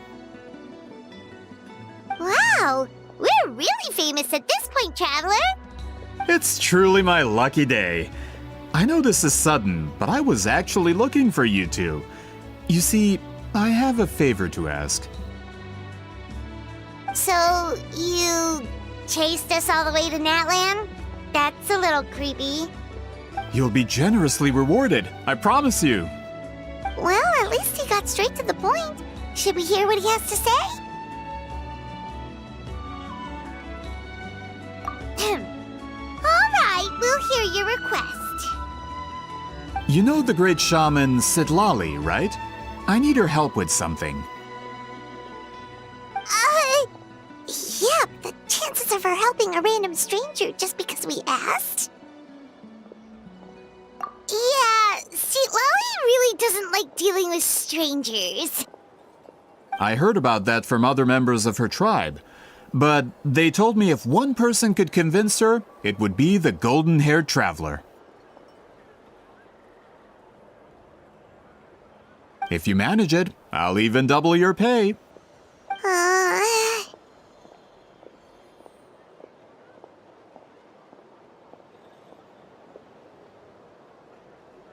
Oh yeah, we should definitely get to the bottom of that first. It's kind of a long story, and there's tribal history involved, so you should hear it from an expert. Allier, if you could. Of course. I don't often have an eager audience for this kind of thing. Nice to meet you. The name's Allier. I'm a researcher from the Fontaine Research Institute. Unlike most researchers, I have a keen interest in ancient ruins. That's why I was invited to join Monsieur Montluçon's team. Have you heard of the legend of the great shaman Huitzilin?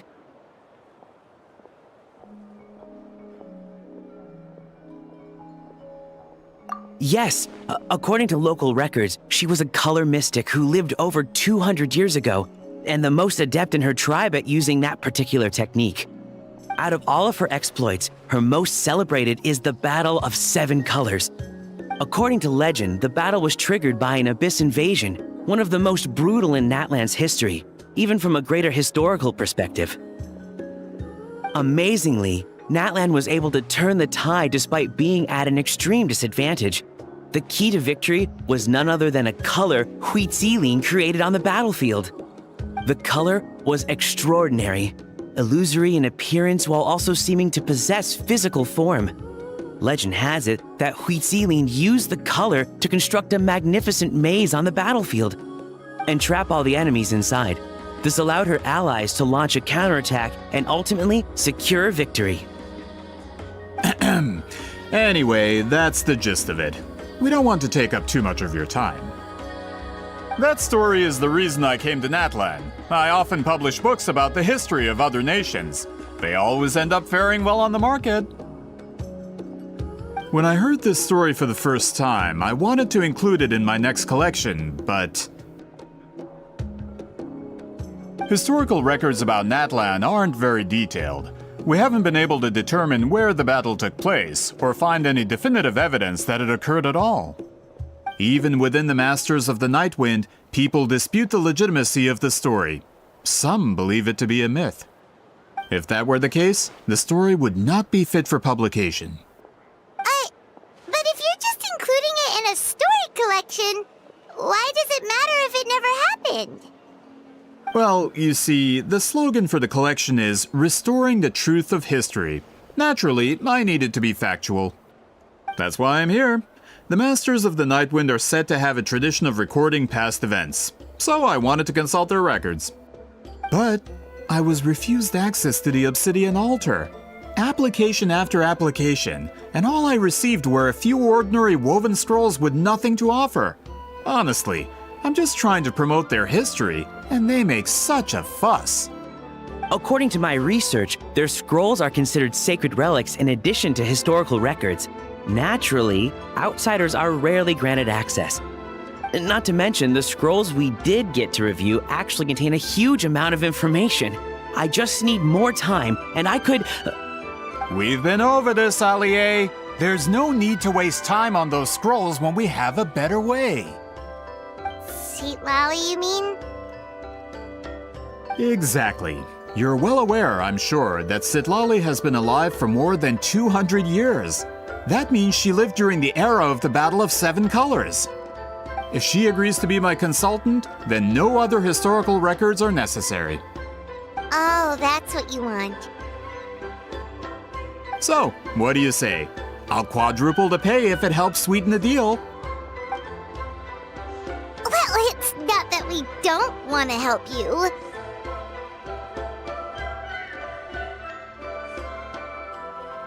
Oh, right! The duty the chief gave us has a lot to do with Wheat Sealing. Who knows? The Battle of Seven Colors might lead us in the right direction. All right, we'll help you convince Seat Lolly. Just let us do the talking, okay? Of course.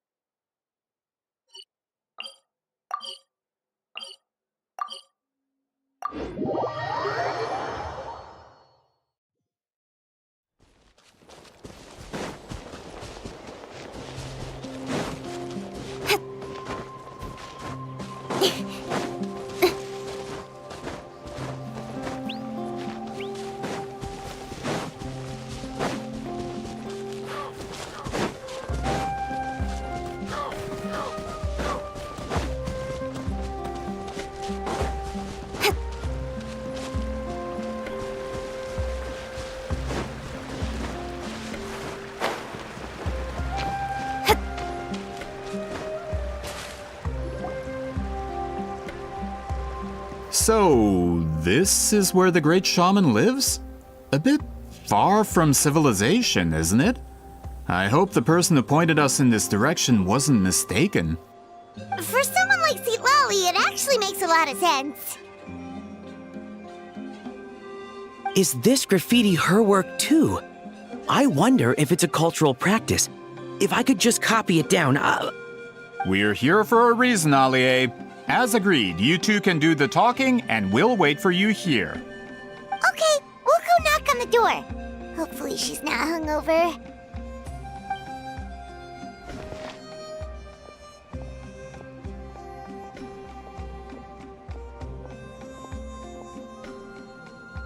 Seat Lolly? Are you there? We need your help with something! Oh, no response. Maybe she's not home.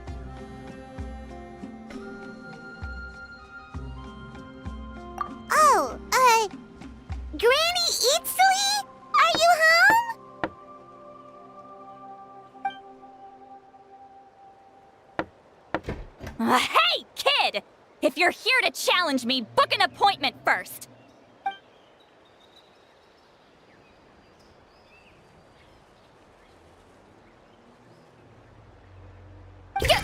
Traveler!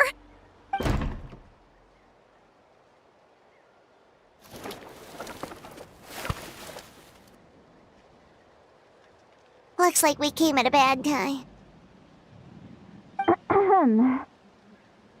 Are you still there? Just come in. We can talk inside. Well, at least we didn't get turned away.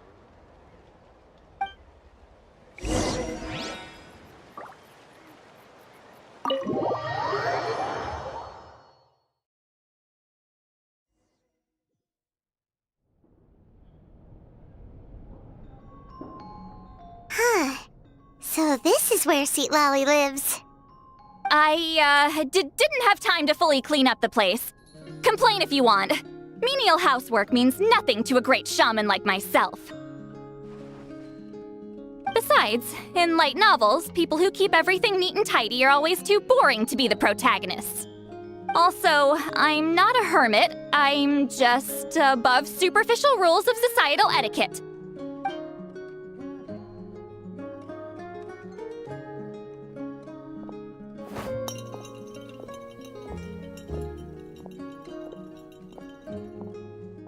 She sure does care a lot about what we think of her. Oh, and that spell I used to transfer my senses to you, you're not still, experiencing the side effects, are you? It's my duty as a great shaman to check that kind of thing. Oh, you mean when we could hear your thoughts? Nope. It's been so long, we don't have to worry about that anymore, right?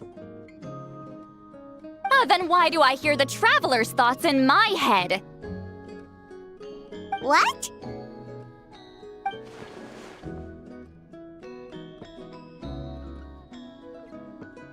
I can still hear you, you know. Don't bother. I'll find a way to fix it. First you hear my thoughts, now I'm hearing your thoughts. It was just a simple spell. I use it on you, and now it's on the fritz. Forget it. Just tell me why you're here. Well, someone asked us to ask you to be their consultant. They have questions about the history of Natlan. So they asked the hero of Natlan to put in a good word? Sounds like they know I don't usually trouble myself with other people's problems. The pay is really good.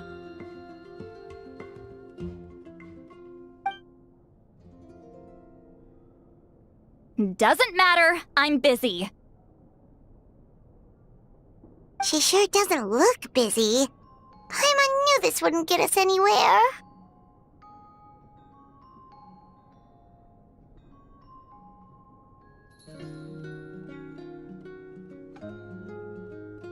From you? Yeah! We were given a sacred duty to help your tribe weave a special scroll. Huh? So, you're the appointed ones this time? We were surprised too! After all, we have no idea how to weave a scroll like that. But with Chef Biram's help, we were able to make some progress. We still haven't succeeded, but we learned that the key to weaving the scroll is a special kind of color. The historical event those men want to ask about also involves color. If you help them, you might end up helping us too.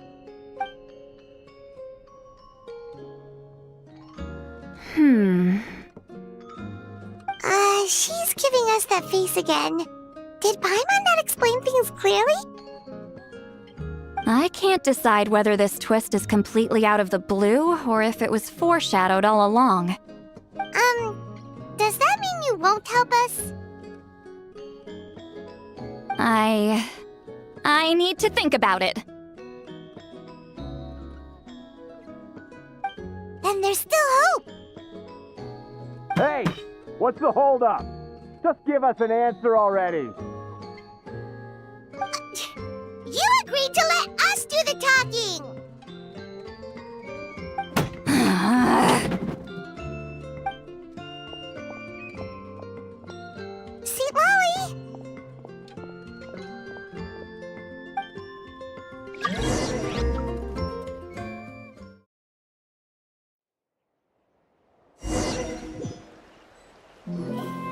Stand down, Grudok.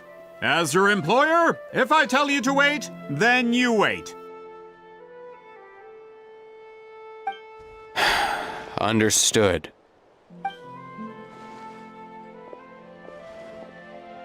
You're the great shaman who's been alive for centuries? But you're so... Apologies for the disturbance. Grudok is a recent hire, so difficult to restrain sometimes. He's lucky he didn't force Seat Lolly's hand. Well, since you're here, how about a discussion? Do you have any idea who I am? Did you think Granny Eatsley would be fooled by your little performance? I have no intention of speaking to you. Your recent hire interrupted me right as I was about to make an important decision. Pull a trick like that again, and I'll make your lives a living horror novel, except 10 times worse. That's all I came out here to say. Whoa. Traveler, we have a discussion to finish. You live up to your name, Granny Itztli. I apologize for the offense. I'm just surprised the Battle of Seven Colors didn't pique your interest. You're investigating the Battle of Seven Colors? Ah, the Traveler didn't get to that part? Yes, I thought the Traveler could help me convince you. But, if I'm not mistaken, you have a personal interest in this matter, don't you? I heard that the great shaman Huitzilin was a friend of yours. You two must have been close. If I can resolve the controversy and prove the battle took place, I'll include it in my next collection. Then, all of Tevat will learn the truth. With your support, your friend's heroic deeds will once again be known throughout the land. Inspiring, don't you think?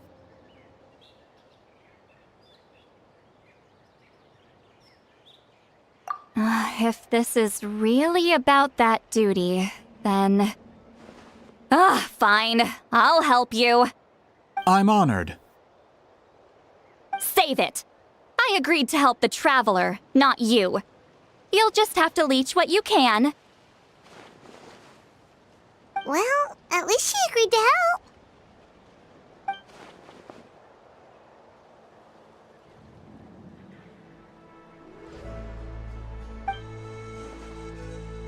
Who are you calling heartless? Not a problem. I always planned to work with the Traveler. So, did you directly experience any events of the battle? Do you have any idea where it took place? Can you think of any relics we could use to prove it? Talk at me, why don't you? Fine. No, no, and no. I did live during the same era as her, but that doesn't mean we experienced the same events. I've lived a long time, but I'm not a walking encyclopedia. You decide the angle of your investigation, and I'll provide answers if I'm familiar with the subject. All right. Even if you didn't witness the battle yourself, you still lived through that era. Your insights are very valuable. Allier, you had an idea about where to start, yes? Oh, well, my plan was to consult the members of the tribe in charge of recording history. Then, let's start there. Traveler, what do you say to officially working together? After all, it appears I can only get Miss Sitlali's help through you.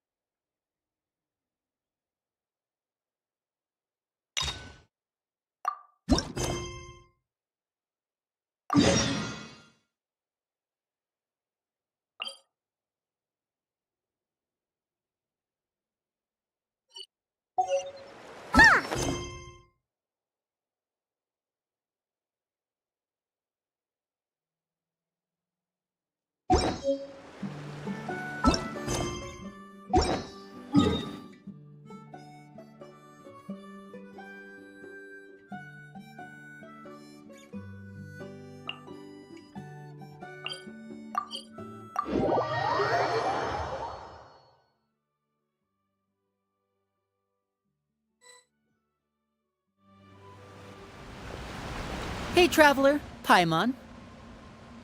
Oh, Paimon knows that voice! Over here.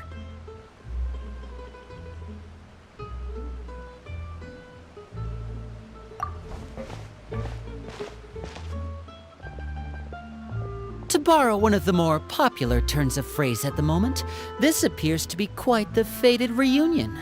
Running into you two out of the blue like this has really made my day. I certainly wasn't expecting it. You can say that again. What brings you to Poisson? Wait, Paimon's got it! You must be here for one of your magic shows, right? Actually, we've run into a bit of trouble on the home front, so Father arranged for us to stay in Poisson for the time being. Oh, are Lynette and Fremine here too? Yep, along with most of the other members of the House of the Hearth. You may have noticed Poisson seems a bit more crowded. So you're saying nearly the entire organization has moved to Poisson? Sounds like you've run into way more than just a bit of trouble. What's really going on? Well... Since the two of you are so curious, perhaps I can fill in the gaps. You scared Paimon half to death! Father, you're here. You know...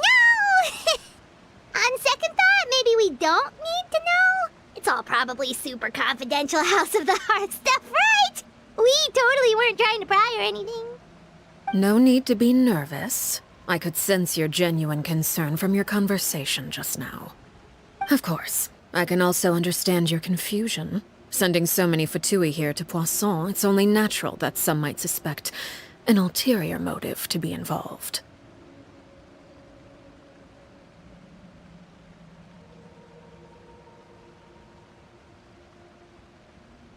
I understand. I'm well aware you've had your fair share of confrontations with the Fatui in the past, and I can't exactly guarantee that we'll remain on good terms in the future. As for right now, however, I would say we have little reason to be at odds, wouldn't you agree? The House of the Hearth could stand to be more open with those who have worked so closely with us in the past. As for the issue at hand, well, it hardly relates to any ulterior motive. To be frank, it all stems from a certain rumor circulating around the House of the Hearth. It's an internal matter. What sort of rumor? A rumor that a certain phantom child is hiding away in the House of the Hearth. A phantom child? Ooh, just hearing the name is giving Paimon the creeps. A spirit that should have long ceased to exist is lurking in the shadows of the House of the Hearth. So I decided to bring the children to Poisson before continuing to investigate the situation. I expect I should be able to track down the spirit fairly quickly. After that, it's just a matter of resolving the situation, if you will. It shouldn't be much trouble at all. If you're curious, or if you still have some concerns, it might be advisable to stick around for a few days. I'm sure the children would be exceedingly pleased to welcome some visitors. Lenny, I'll leave you to entertain our guests. I have some matters to attend to. Of course, Father.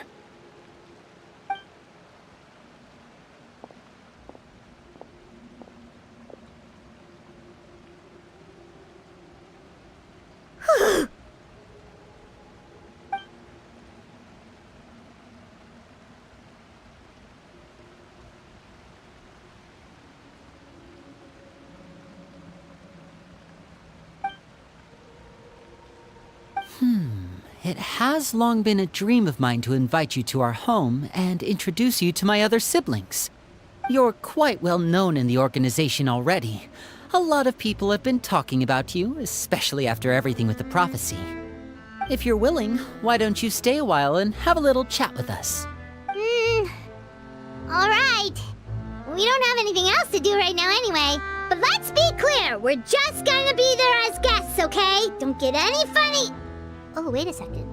For your guests, that probably means we'll be treated to lots of yummy food, right? Of course. During our stay in Poisson, we've been helping out the locals with some fishing. We bring in quite the bounty every day. In fact, today's the perfect chance for me to show you what I can do in the kitchen. Let's go. I'll take you to where we're staying.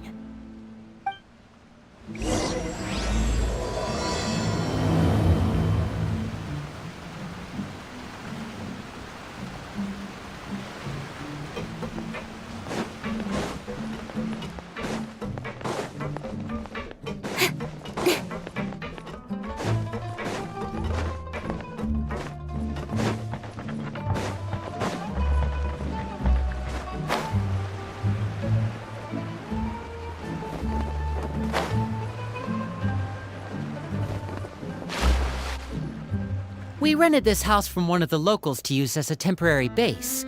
I'll come back later and tidy up a bit. After that, it should be all ready for you to stay in tonight. Awesome, thanks! So, where are we off to now? Well, when I happened to run into you two earlier, I was actually in the middle of distributing some supplies. With this many people staying in Poisson, we have to bring in outside supplies every now and then. I should probably make sure the rest of these provisions get delivered, otherwise people might start to get antsy. Okay, we'll come with! There are all sorts of rumors about your organization floating around out there. Paimon's not sure if she could even take a wild guess as to what's true and what's not. But now that we finally have the chance to see a day in the life of the house, we can take a good look at how you operate! Well, you're more than welcome to come along. Just follow me.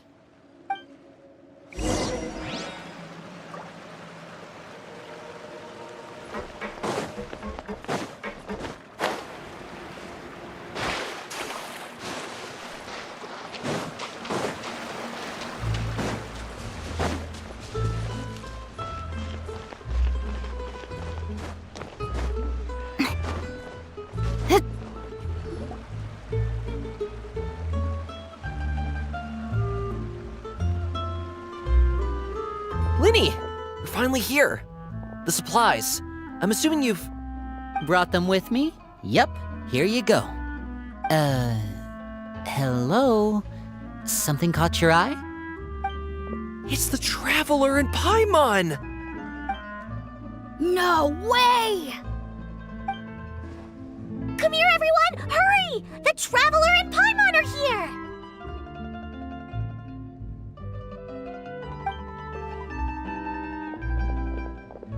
One at a time, please. Don't crowd around them all at once. We don't want to scare off our guests now, do we? Oh, it's all right! Gotta say, Paimon didn't realize we were this famous. Of course! Father and Linny have told us so much about you. Father told us about how you helped Linny. According to her, you're a trustworthy friend. And as far as she's concerned, that's pretty much the highest compliment we've ever heard her give. As you can imagine, everyone's been very curious about you. I heard the Traveler is so strong that he can move a mountain with his bare hands. I heard Paimon eats so much that she can clean out the entire pantry at Hotel Tabor in just 3 days. Wait a second! That's the rumor you heard about Paimon? Oh, not cool at all! Oh, wait! When guests visit, you're supposed to give them gifts and stuff, right? Oh, we don't need something like that. Besides, we don't have anything to give to you. Come on, we insist. I can give you some of my new potions. Just pick your poison. And by that, I mean medicine or actual poison. I've got both. Huh?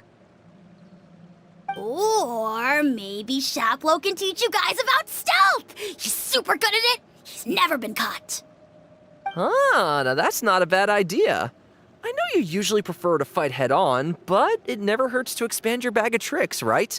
When it comes to eliminating your enemies, staying quiet can go a long way. Trust me, I would know. I was poisoned not too long ago, and I'm still dealing with the after effects. So I'm not quite as good as I was before, but I can still give you some pointers. Wait. When you said gifts, Paimon didn't think you meant poison and stealth tactics. But those are the best things we can give you. You don't like them? Ooh, how about this? Tell me the name of someone who really annoys you, and we'll teach him a lesson for you. All right, Fold, Selwar. I think that's enough suggestions for now. When it comes to being a good host, it's the thought that counts. You don't need a physical gift to make our guests happy. In fact, pestering them with suggestion after suggestion might make them more annoyed than anything. I would say your enthusiasm has certainly gotten across. Really?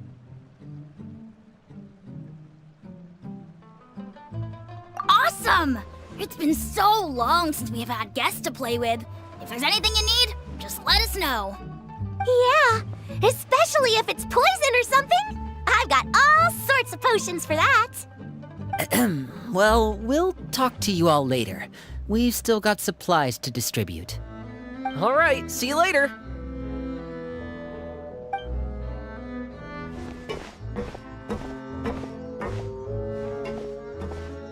Bye!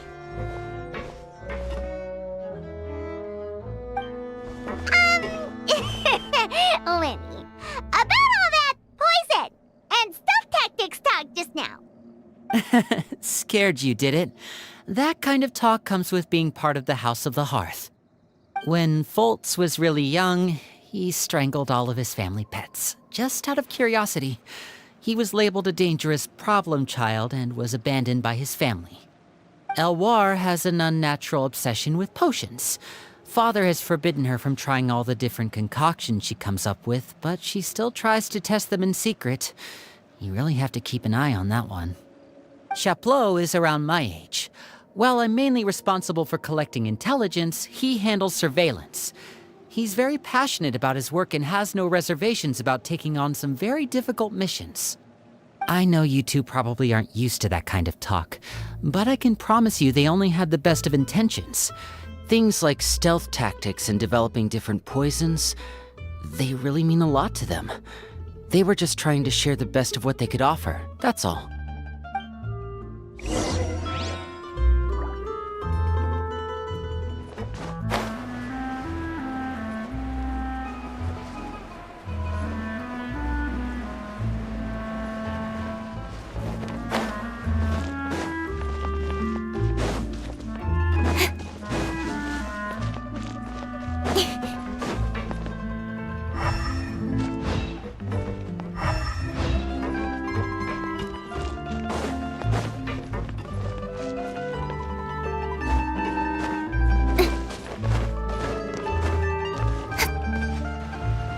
Filio, supplies are here. Thanks. And who are these two? Outsiders? Allow me to introduce you. This is the Traveler and Paimon. Oh, you're the famous duo I've been hearing so much about. It's nice to meet you. I heard you've traveled to all sorts of places. Is that true? Of course! We're making our way all across to that! Oh, good for you. You must be pretty familiar with Fontaine by now, then. Have you seen the new opera that started running recently? I think it's called... The 4,000 Thieves? Oh, this is the first we've heard of it. It seems like it's going to be fantastic. From what I've been able to tell from the posters, anyway. You should definitely check it out if you have the time. Oh, and there's The Blind Maiden, too. That one is supposed to have audience interaction. Seems pretty interesting. After this mission is over, I think I'll go get a manicure. Oh, maybe I should dye my hair. Wonder how much it'll cost. Is it just Paimon, or do these two seem much easier to get along with than the others? Looks like the House of the Hearth has some normal members after all. I heard that. Oh! Oops. I'm guessing you're referring to Foltz and the others? Yeah, we're definitely not all like them. I bet those crazies are practically foaming at the mouth right now. I'm sure they just can't wait to get back to Snezhnaya to carry out the plan. That's enough, Filial. Don't talk about family members behind their back, right? Whatever. Let's go. Guess this is goodbye then. If you ever have some time, we should go see the opera together.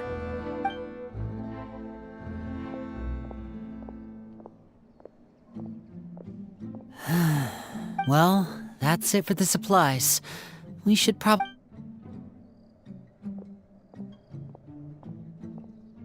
Well, they didn't seem too happy with each other. Seems like there could... You're right. We're only here as guests after all. Oh, Linny's getting super far ahead. Come on, let's catch up.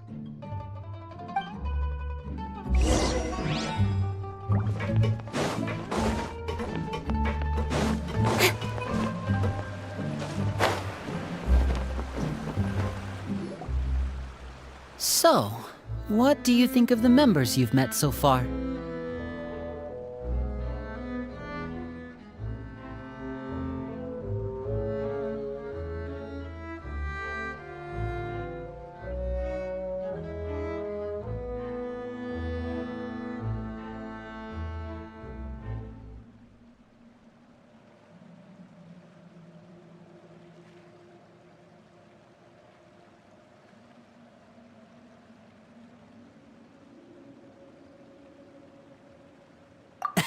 Well, Father is always encouraging us to be strong-willed and independent. So if there's one thing we've got, it's people who aren't afraid to speak their mind. Well, I should probably get cooking. Wanna join? Of course! Then let's head out and... Fremine? What are you doing here? Fremine! Nice to see you again! You too. I heard you're here as guests of House of the Hearth. Welcome. We were just going to make some food. Why don't you come along? I could use some help in the kitchen, and I seem to remember you mentioning you wanted to make seafood soup for the traveler in Paimon. Seafood soup?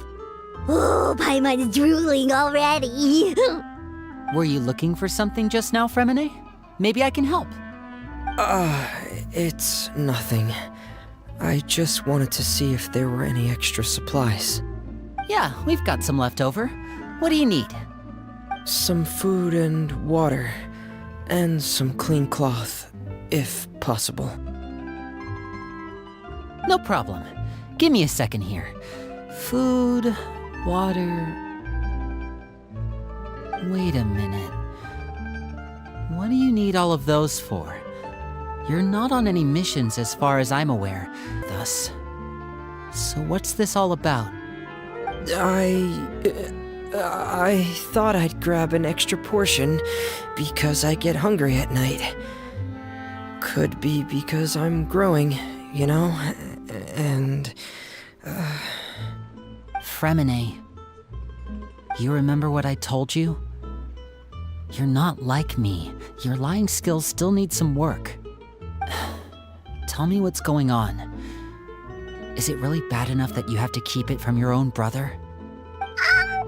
Maybe it'll be better if we gave them some space.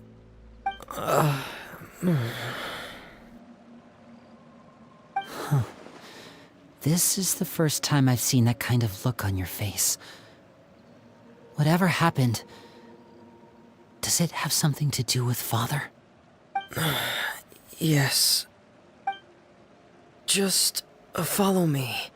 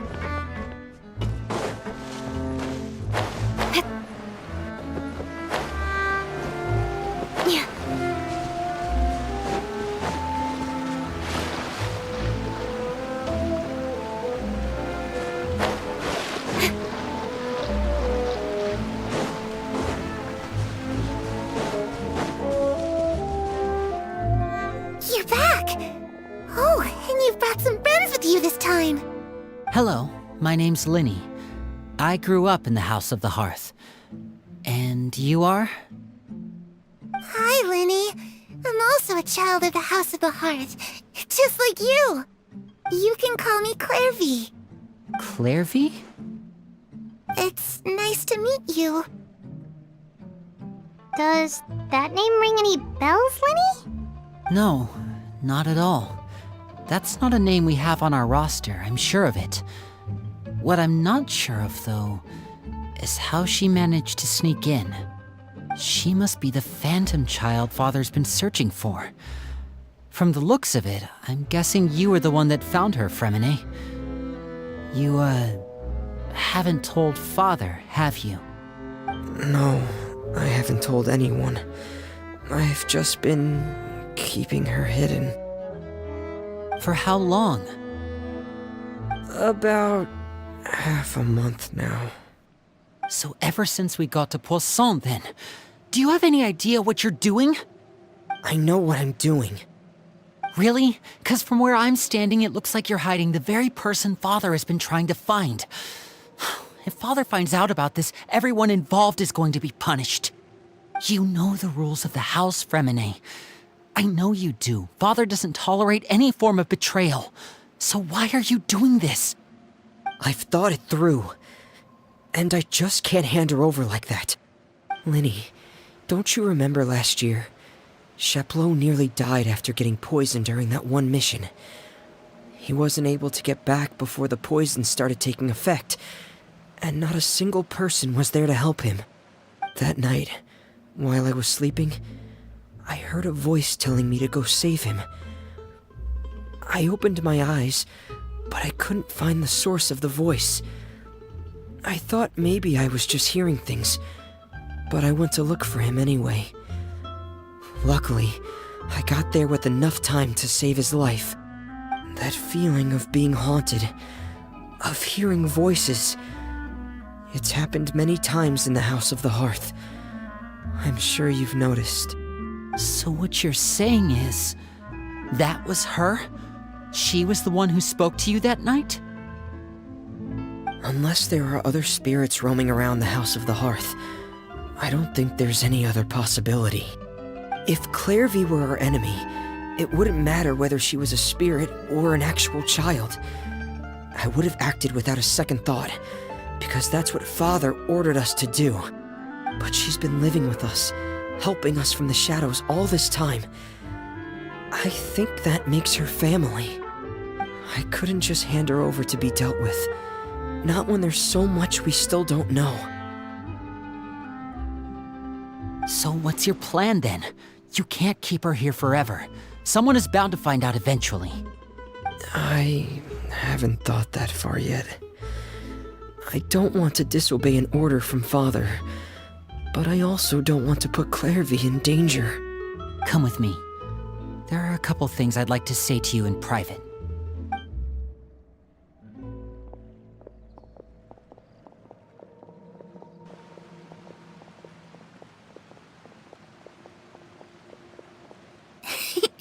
Those two sure care a lot about each other. Well, they got a funny way of showing it. From where Paimon was floating, it sure seemed like they were about to bite each other's heads off. No way! They have a really deep bond. I could tell right away, 'cause I also have a friend like that. I just don't know how long that kind of bond can last.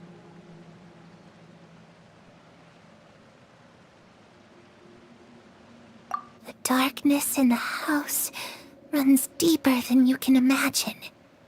No one can get out alive. I'm sorry, Linny. I really didn't mean to drag anyone else into this. Oh, really? You didn't mean to? 'Cause I, for one, wish you did. Huh? What do you mean? You know, when we were younger, you didn't call me Linny. You called me brother, just like Lynette. We grew up together, the three of us. We were all orphans, all rescued by Father. Of all the siblings in the House of the Hearth, I think our bond was the closest. Later on, when you started calling me Linny, I wasn't actually surprised. After all, Lynette and I are related by blood. We've had to depend on each other to survive long before we joined the house. Linny, The darkest and most difficult moments of my life happened before you and I had ever met. I'm sure that's true for you as well.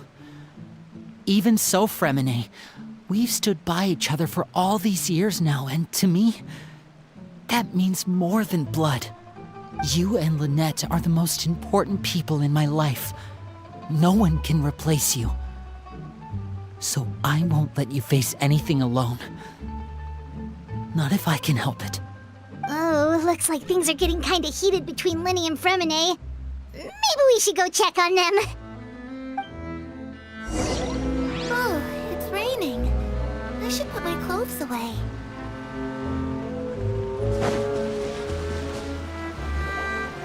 Hey, you two! Hope we aren't interrupting anything. Like a fight, or... Oh, wait a minute, Fremine. You're not crying, are you? Is everything alright? everything's fine. Thanks for asking. Well, we're all friends here, right? We've been through so much together, so if there's anything we can do to help, just say the word. It's just a small family dispute. It's not something our guests should trouble themselves with. In fact, What are you getting at, Traveler? when guests are around, families are often on their best behavior. And any disputes are less likely to escalate. That's what you're trying to say, isn't it?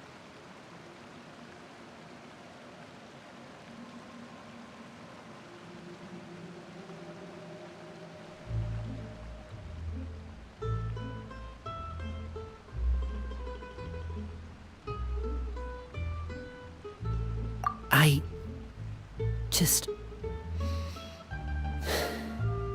Thank you. I was really hoping to keep you out of it. But even if I could think of some other reason to turn you away, I'm not sure I could convince you. I know things could turn dangerous, so I promise you this. From now on, I'll protect you like my life depends on it. Me too. Well, back to the matter at hand then. If we don't plan on handing Clairvy over to Father, then our only other option is to solve the mystery of her identity before Father is able to track her down.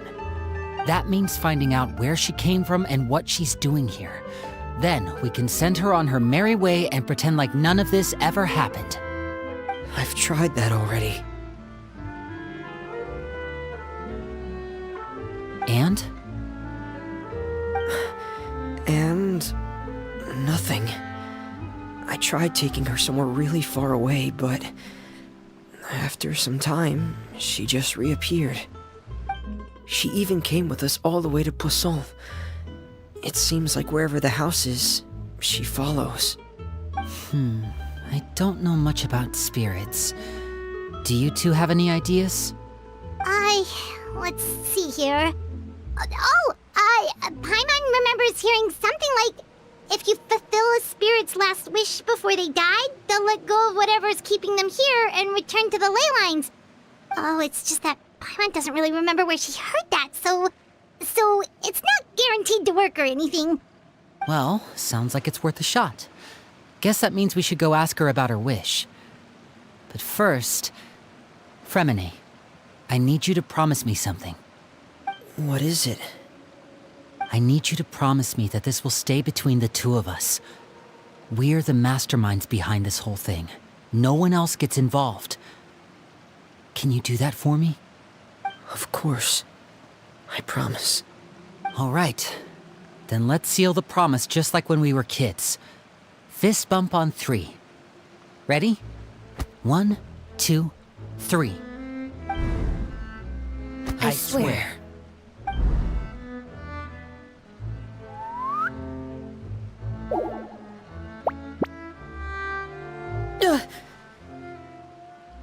Whoa!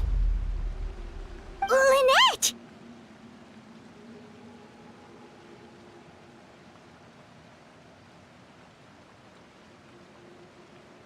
But what a surprise!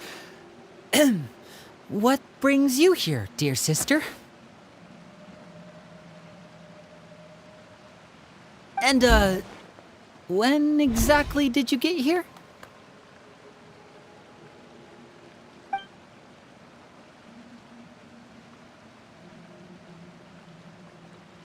You're an idiot, brother.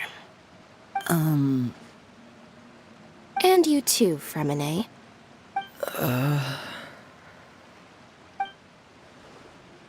You 3, Traveler. And you 4, Paimon. Wait, what did we do? I've seen Clairvy around the House of the Hearth before. I hadn't seen her in Poisson, so I figured she must not have come with us. But it turns out, you were just hiding her. I heard you talking about your plan. Rather than steering clear of the situation, I'd rather fully join in.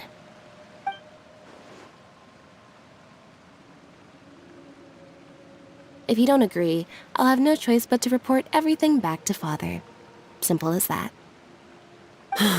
You're not giving us much wiggle room here, Lynette. Well, I guess we're all in this together then. After we talk to Clairvy, we'll figure out our next move. There's no time to lose. Let's go.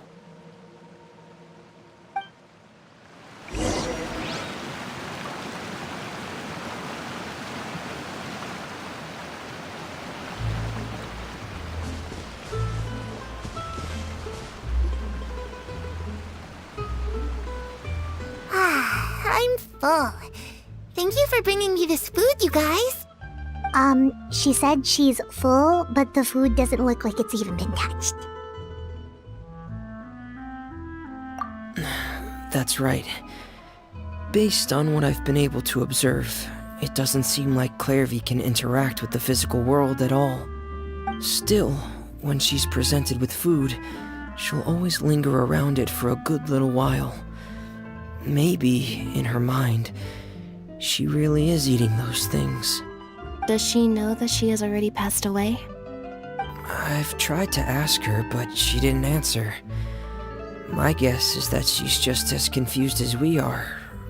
Or maybe she couldn't understand the question at all. Clairvy, if you've got some time, I'd like to ask you a few questions. Sure. Oh, another new friend. Hi, I'm Clairvy. Hello. Clairvy, how did you join the House of the Hearth? Huh? Isn't it the same for everybody? The knave brings you here and then you can't leave. It's just that your name, it's not on the roster. And I've never seen you before. The roster? Oh, I get it now. I think there might be some things you don't know about this place. The people in charge, they're not as nice as they look. They say they keep a roster, but it's not complete. There are a lot of people who aren't on it, and never will be. In this house, some people are family, and other people are just test subjects. Those kinds of people aren't ever going to get a place on the roster, unless it's the roster of people who've been executed. Wait, does that mean the knave... She... Is there anyone that can vouch for you? Perry. She's my best friend. She's the only one I trust in this place. Have either of you heard of that name before? No. Me neither. Clairvy, Perry. Neither of those names are on the roster. But it seems like she's telling the truth. Either that, or this kid's already got a bag of tricks bigger than mine. Maybe we should try a different approach. Clairvy, do you have a wish? A wish? It can be anything you want. Just imagine. It's your birthday, you're blowing out the candles, and your wish is...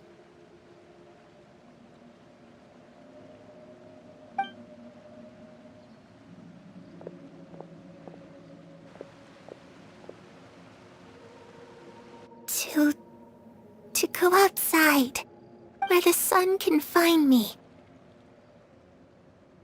That's it? Well, that sounds easy enough. The darkness in the house runs deeper than you can imagine. No one can get out alive.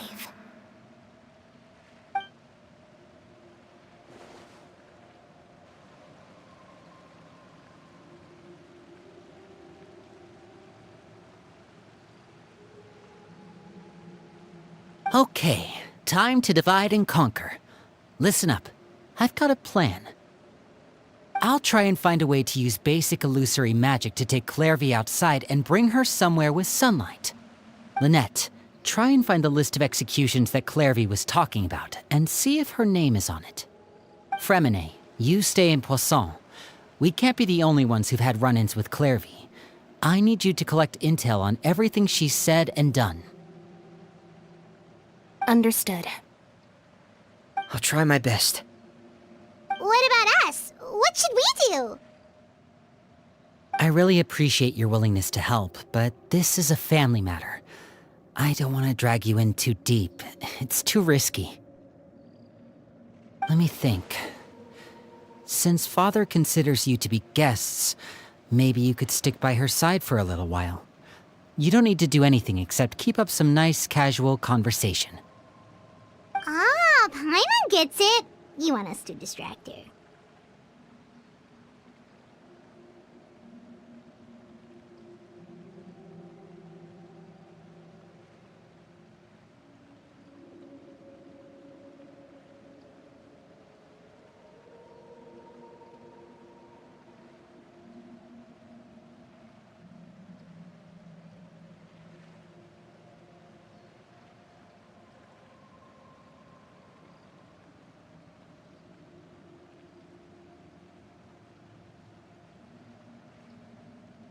I'll give you a magic bird. If Father suspects something, all you need to do is release it when she's not looking, and it'll alert me that something's wrong. Of course, that's only as a last resort.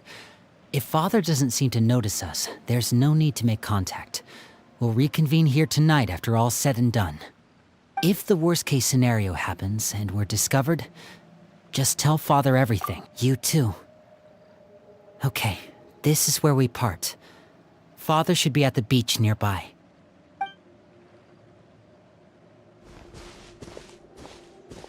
I really hope this goes well. No, it has to go well. That's the only way this can get resolved.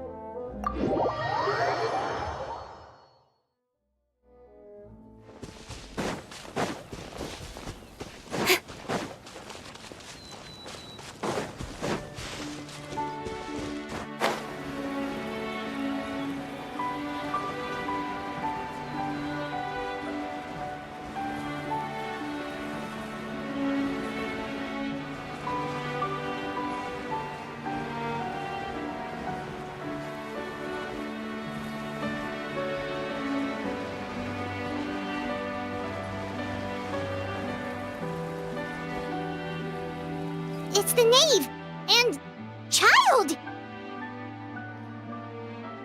Hey, aren't you supposed to be in Snezhnaya recuperating? Oh, it's you two. I didn't expect to run into you here. I was unconscious for quite a while after the fight in the Primordial Sea. After I woke up, I realized I was being taken back to Snezhnaya, and well, I couldn't have that now, could I? Not when I've still got unfinished business here in Fontaine. So, I mustered up all my strength and made the journey back on my own. What sort of unfinished business are we talking here? It has to do with Skirk, my master. I really wanted to meet up with her, but by the time I got back, she had already left. I still have so many questions for her. Without any other leads, all I could do was ask the knave to help me track her down. She must have left behind some traces from her time in Fontaine. Oh, okay, so have you found any clues? Unfortunately, no. While the House of the Hearth is adept at collecting all manner of intelligence, certain existences can still manage to escape our purview. Basically, unless Master feels there's a need to meet with me, she's not going to be found. But that problem has an easy fix. I just need to become stronger, and then... Paimon thinks you should focus on getting better first. The worst of it is over. It's all thanks to that one kid from the House of the Hearth. Elwar, I think her name was. She gave me a bunch of random potions to drink. They didn't go down easy, let me tell you. Pain and chills all over. But they really did help speed up my recovery. And that's good, because it looks like I really do have to head back this time. The old man's been putting the pressure on me. He sent someone to tell me I'm needed for some sort of project. Project Stuja? Yeah, that's the one. I heard Regrader's involved too. I'm not looking forward to having to listen to all his monologuing, that's for sure. Hey, maybe you could think of a way for me to stay in Fontaine for a little longer. Helping Linny and the others brush up on their fighting skills would be far more interesting. If you and I could spar, that would be even better. I've been waiting for a chance to see you go all out. And what a sweet little daydream that is. But I also have a role to play in all this. I'll be leaving Fontaine shortly as well. Besides, considering how little they see fit to step outside the homeland, being called on to return to Snezhnaya by such illustrious dignitaries, what a great honor. Wouldn't you agree? One I could do without, I'd say. Is it just Paimon? Or does it kind of seem like they're...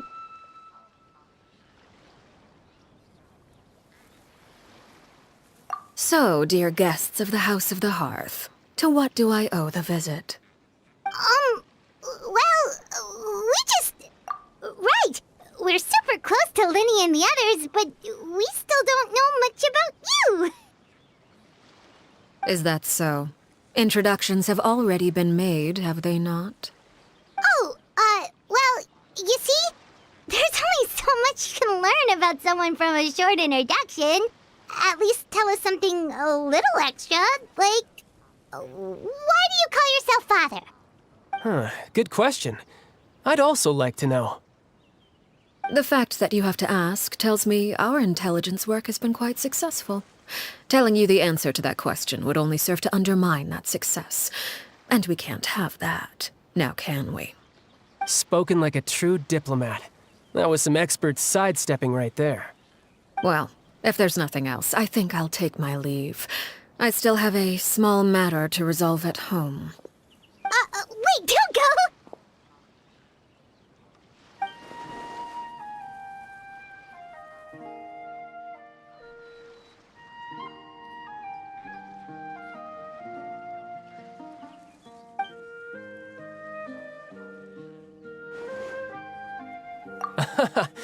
I'd also like to hear the answer to this. I've met some of the members of your organization, and they all seemed like really good kids. They actually reminded me of Tonya and Tusser. Which, by the way, if you ever betray them, I'm just letting you know, I won't let you off easy. And why would I betray them? Well, you've already betrayed the House of the Hearth once, haven't you? At least, that's what I heard.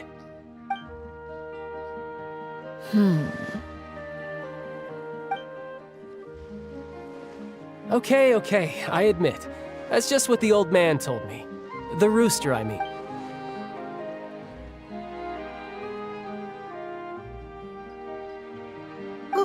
Wait, did you really...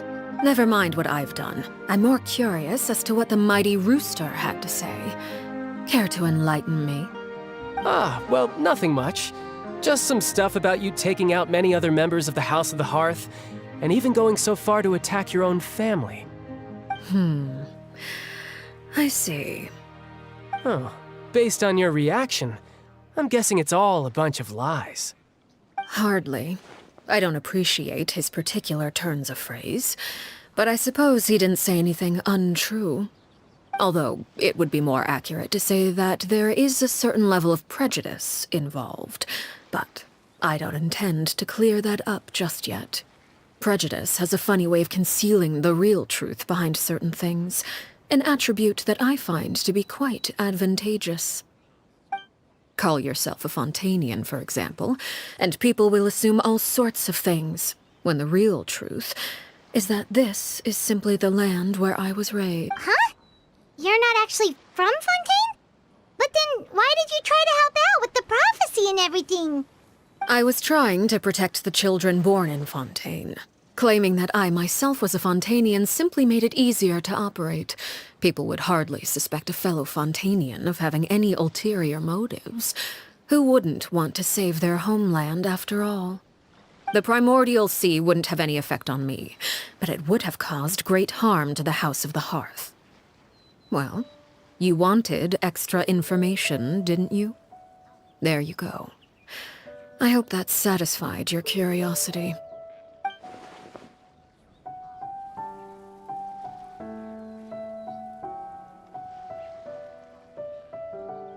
So, you stayed in Fontaine for the kids.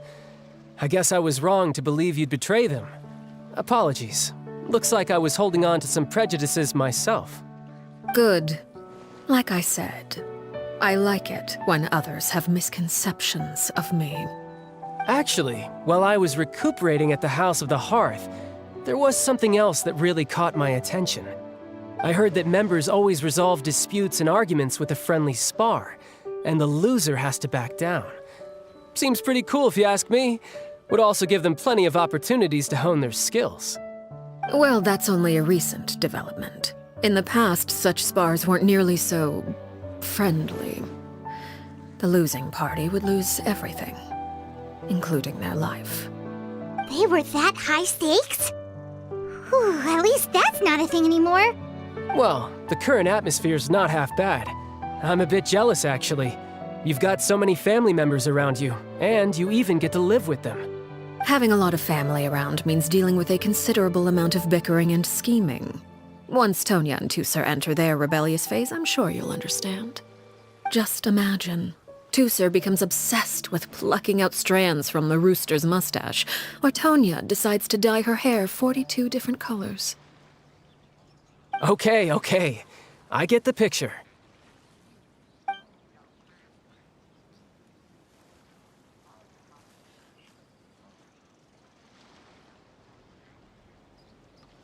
Well, would you look at the time? I should probably get going. Traveler, Paimon, I'm not sure where our paths will cross next, but the next time we run into each other, we should definitely try and find some time to spar. Again, maybe this is a conversation we can have when you look less like you're gonna keel over. All right. Well, thanks for everything, Arlecchino. No thanks necessary. You also played a part in obtaining the Gnosis. I would say we can call ourselves even. I like the sound of that. Well, I'm off. See you all some other time. We should probably get going too. Do you want to head back with us? Oh? You want me to leave so soon? Well, you see, I'm rather enjoying the evening breeze. If you don't mind, I think I'll stick around for a bit. I have some things to think about. Apologies for not attending to you like a proper host. Please forgive this slight. I do hope you'll have a pleasant stay. We managed to keep her distracted until nightfall. Good thing Child was there to keep the conversation going. You don't think she suspected anything, do you? Oh, I wonder...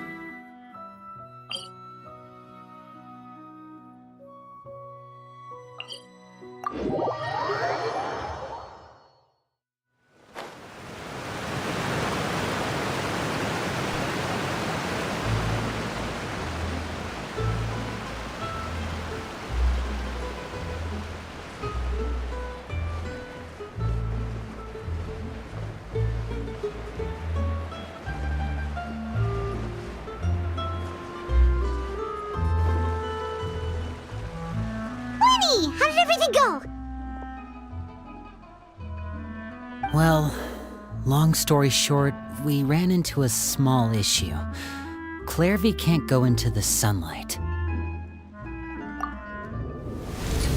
Everything was fine at first. She followed me up to the surface just like I told her.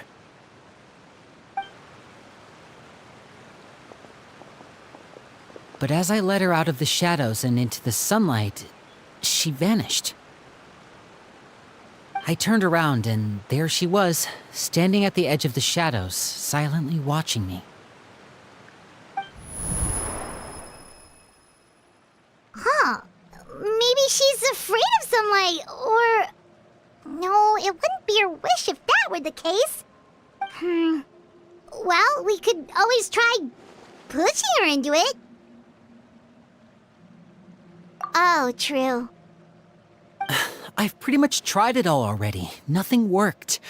Eventually, the sun went down, so all I could do was bring her back here. How did it go with you, Lynette? Good. I've got the list. It's right here. Really? Well, what are we waiting for? Let's take a look!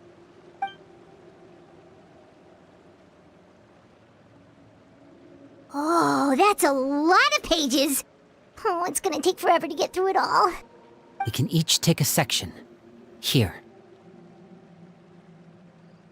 La Pouillade, L'Endroit, Chambel, Horaire.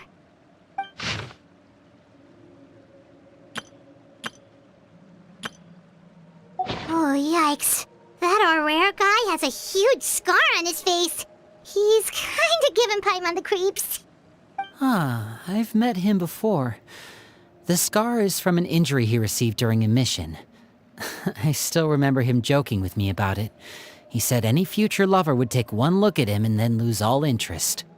Did he say anything else?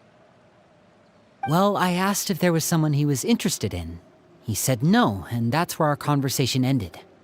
It was only later that I learned he really did have someone he liked. He risked everything to escape so he could be with her, but it didn't work. One day, Father asked to see him, and, well, I never saw him again after that. Wait, so that means the knave, she... It may seem cruel, but it's just one of the rules of the house. Betrayal is not to be taken lightly. We know too many secrets to come and go as we please. So, if you do try to leave, you pay with your life.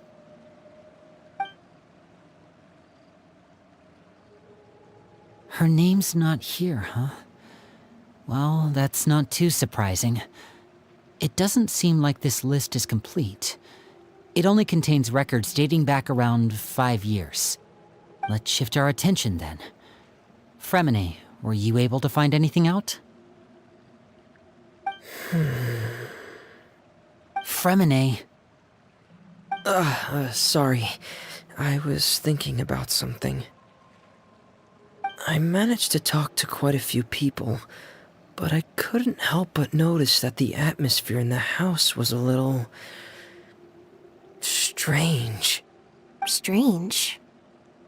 Yeah, I mean, I know there have been arguments in the past, times when people haven't gotten along. Chaplot and Filiol are a good example of that. Oh, those are two of the people that we met while delivering supplies. Paimon can see how they might not get along. They had very different vibes, and their, interests seem to be pretty different as well. That's to be expected, actually. Father brought us all here, shared her knowledge with us, taught us how to fight. That's one thing we all share. But that's also where the similarities end. Not all of us feel the same desire to stay here. As members of the House of the Hearth, we're also considered part of the Fatui. And to a lot of people, that's an identity they never asked for. Certain members get older and realize they want something else for themselves. But considering the rules of the house, most people would never say that out loud. People like Chaplot and Foltz are loyal to Father and her vision. They're proud to be part of the Fatui.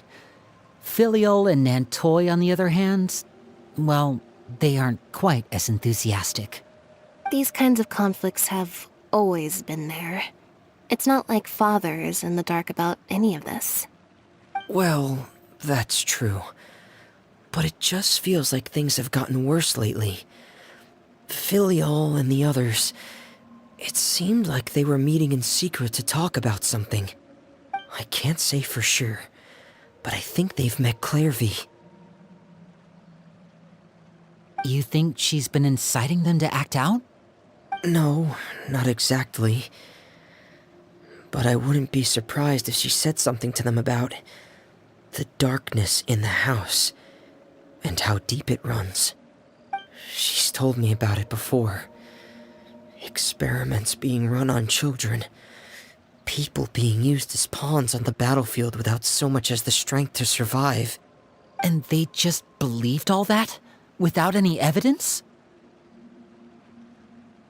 Clairvy's words probably gave them the excuse they were looking for. Whether they actually believe them to be true is secondary. This is all because of Project Stuja, isn't it? Whoa. Hold on a second. What's this Project Stuja all about, huh? This is the second time it's come up now. Sorry, but I'm not sure of the details either. I only know what Father has told us, which is that it's something the Rooster and Regrator have been working on together. Apparently, it has to do with the Fatui's strategic plan for the future.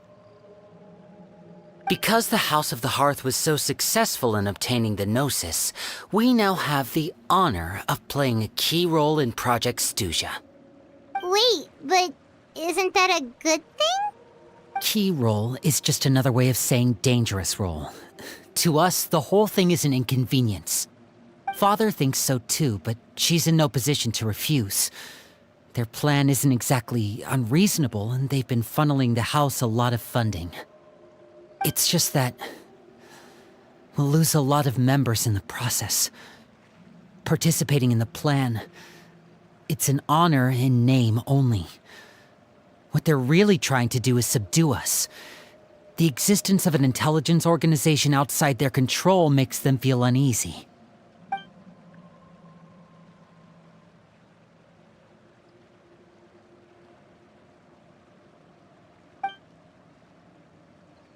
Okay, super complicated top secret Fatui business aside, what does all of this have to do with the conflicts you were talking about earlier? Paimon doesn't get the connection. External pressure has a way of exacerbating internal strife. You can't overlook the power of fear either. People are afraid of dying, and that fear is often the impetus for a lot of stupid decisions. I thought resolving the Clairvy situation would make everything go back to normal, but it looks like things are more complicated than I thought. If we leave Filial and the others to their own devices, sooner or later, Father will be forced to take action. We can only focus on one situation at a time, brother. You're right. Even if we confront Filial and the others, it won't do any good. It might even make matters worse. We should focus on Clairvy for now. Well, it's getting late. We should head back and get some rest. We'll try again first thing tomorrow. Lynette, you stick with me this time. Fremine, keep a close eye on Filial and the others. Make sure they don't do anything they'll regret. Good work today, everyone. Have a good night, and I'll see you tomorrow.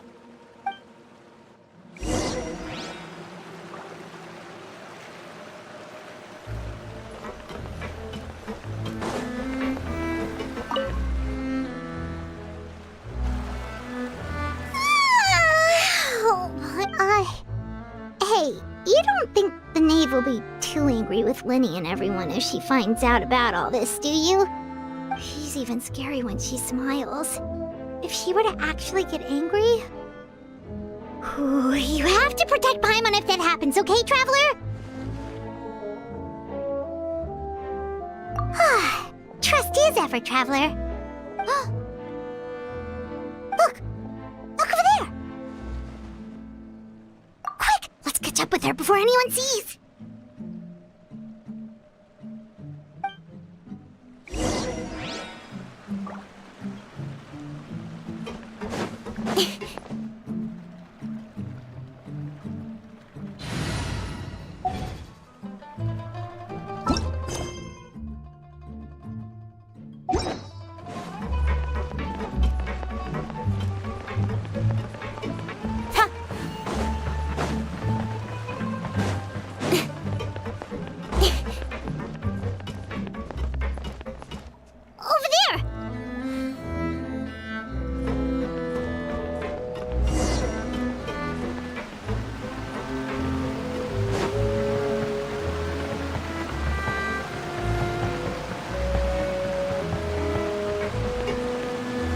is she going? Or if someone sees her, we're toast.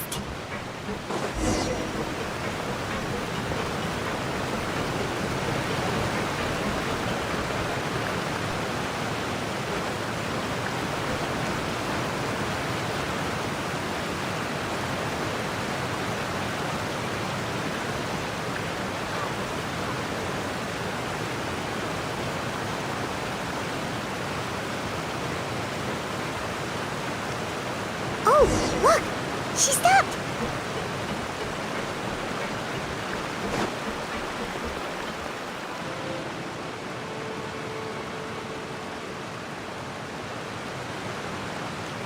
Clearly! Shh! I opened the window while no one was looking. Look how pretty the outside is.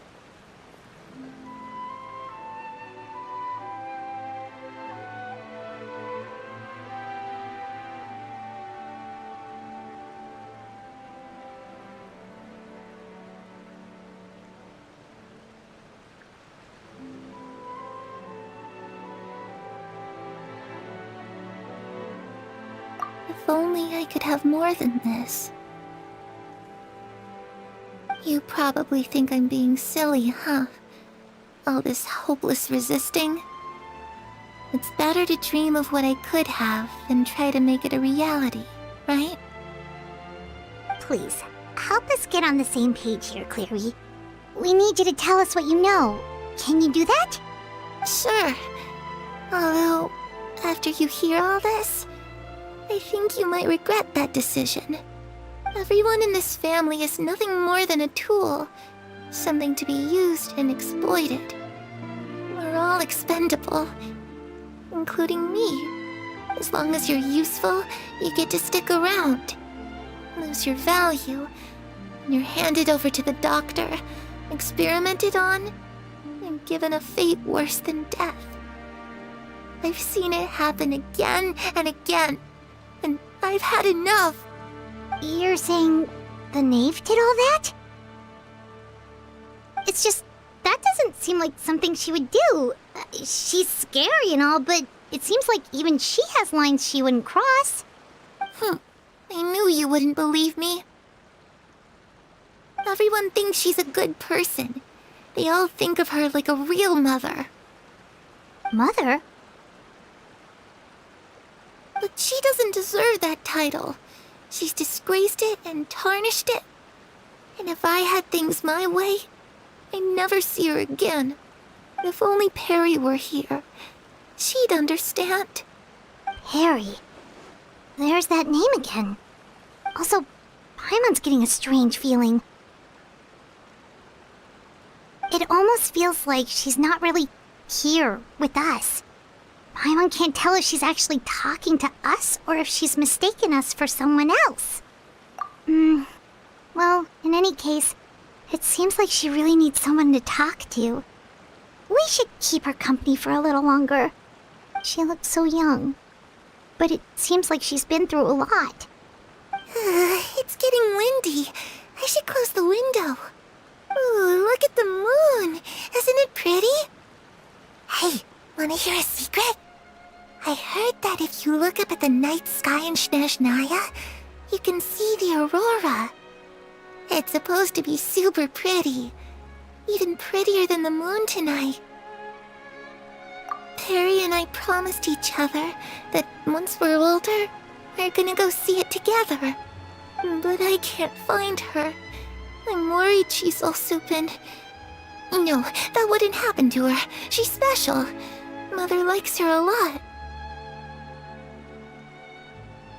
We should really go talk to Mother, but we just fought. She doesn't want to see me, and I'm too scared to face her. What should I do?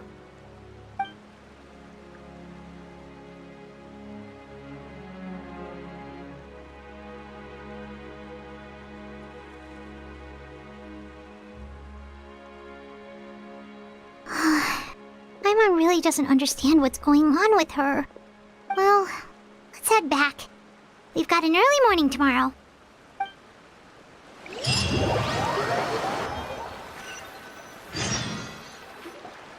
All right, looks like we're all here. Let's go ahead with the plan.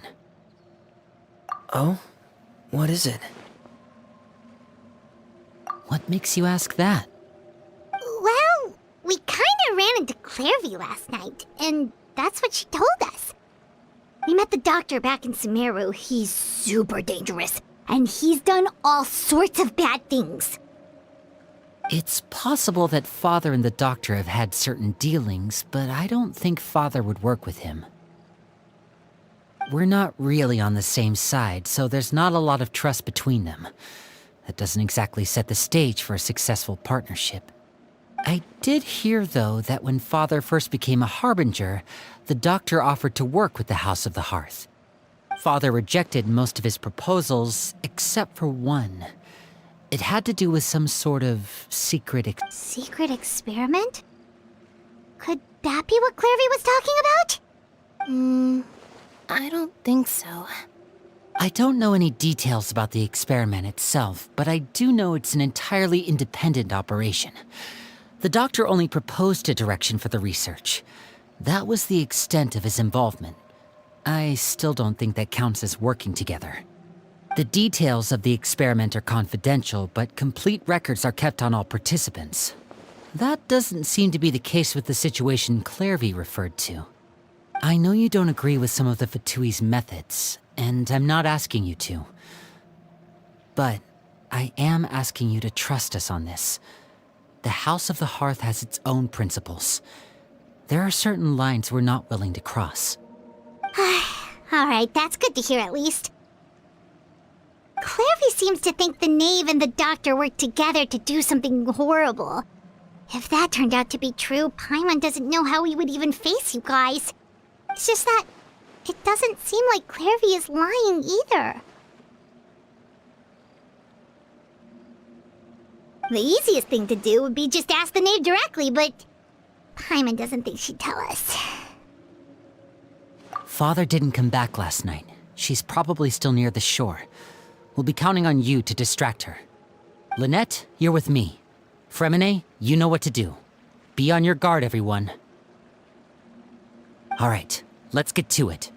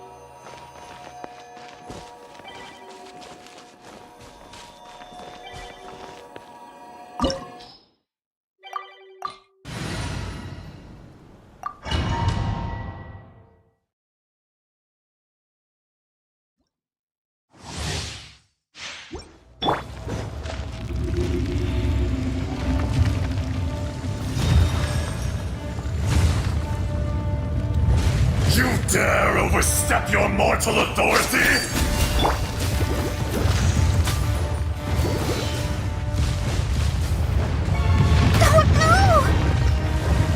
Crumble! Don't blink! Lauma, get them! Speed of light with sword from shadow. Go, Barbara, go!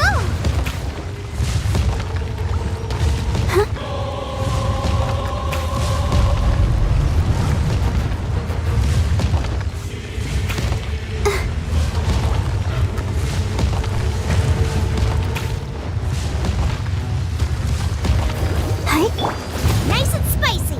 Out of the frying pan! Propagate! Incoming!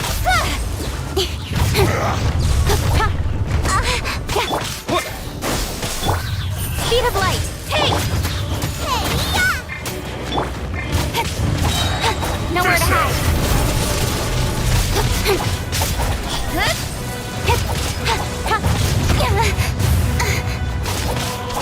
Don't blink! Hey! The enraged earth will not absolve you!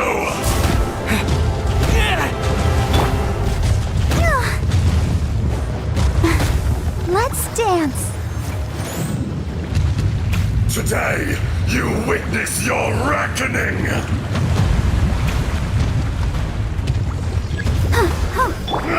Speed of light!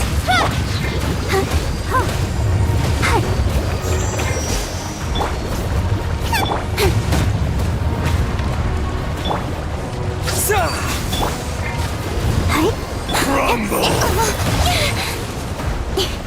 With sword comes shadow.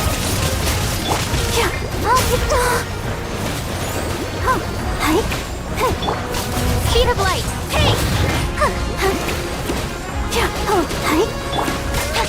Don't blink!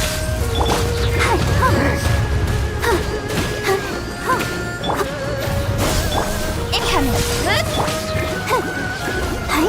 The enraged earth will not absolve you! Go, come on! We can do it!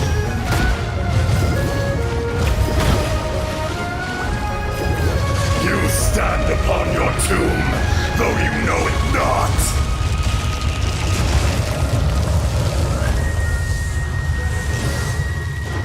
Come, experience an eon of suffering! Scatter!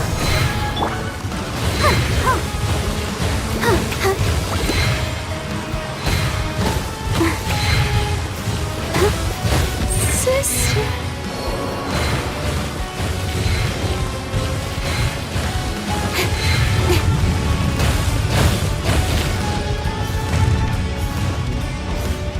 Speed of light! Propagate!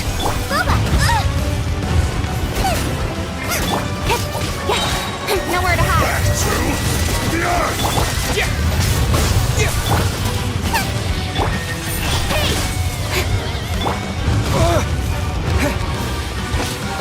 Scatter! Nice and spicy! Terminate! Right idea. Wrong time. Propagate! Water!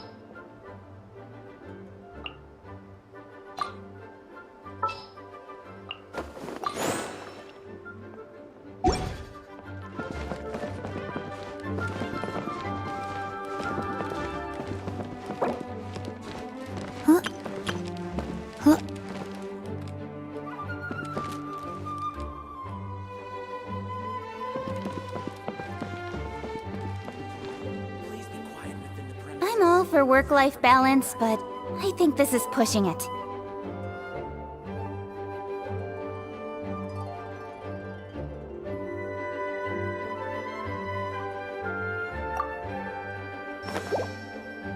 One, two, breathe.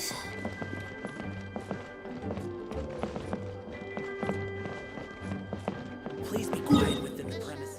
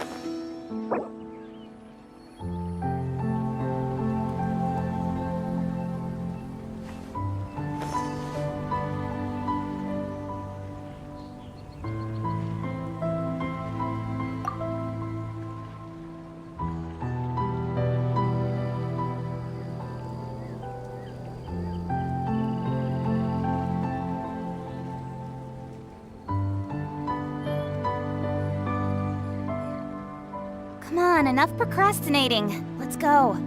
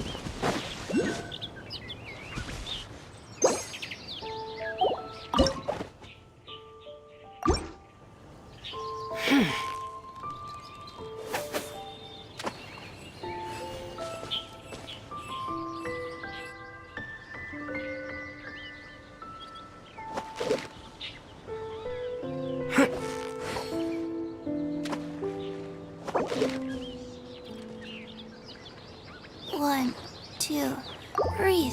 3, 4, and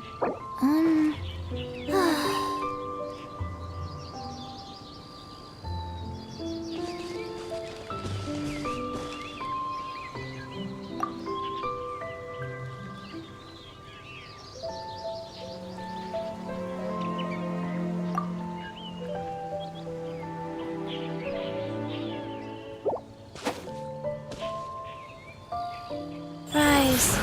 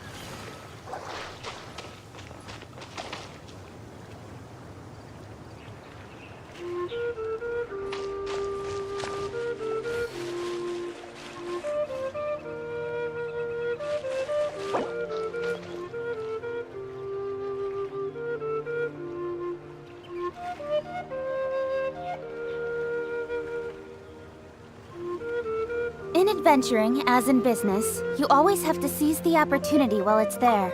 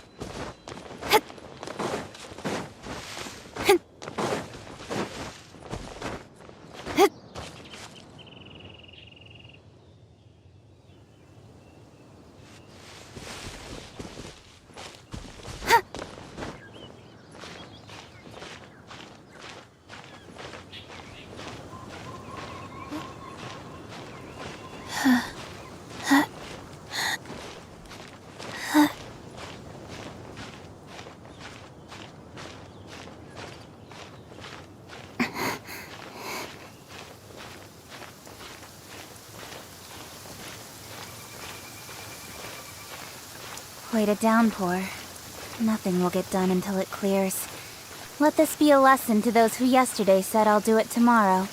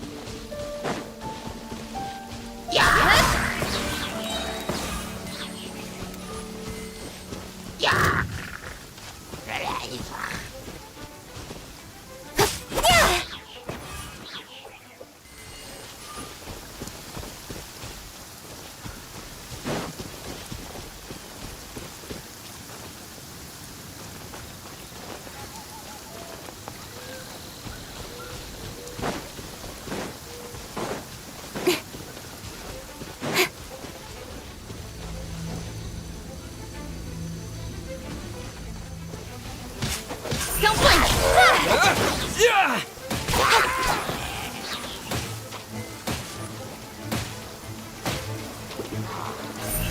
Speed of light!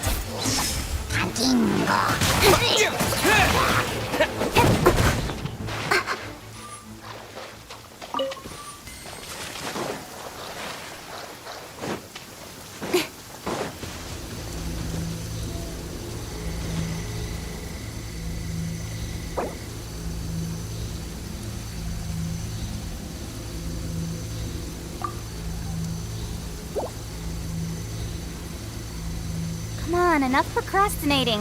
Let's go.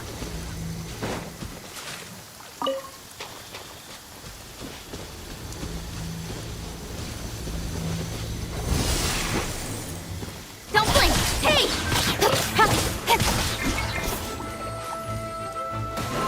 Incoming! Let the show begin. Speed of light!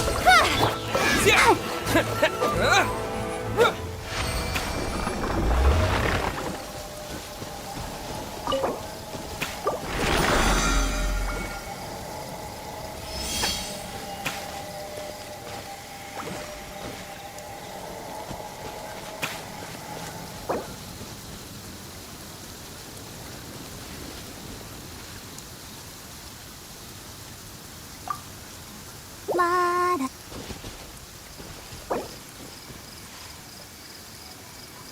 Faster? Okay, faster.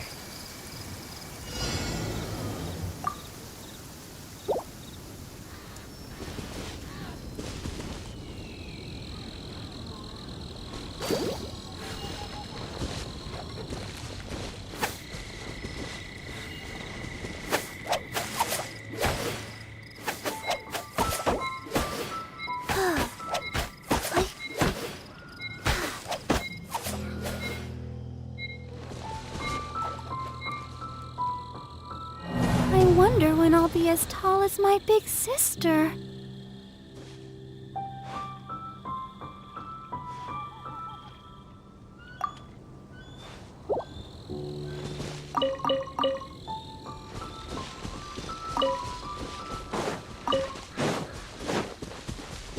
Go, Barbara, go! Huh?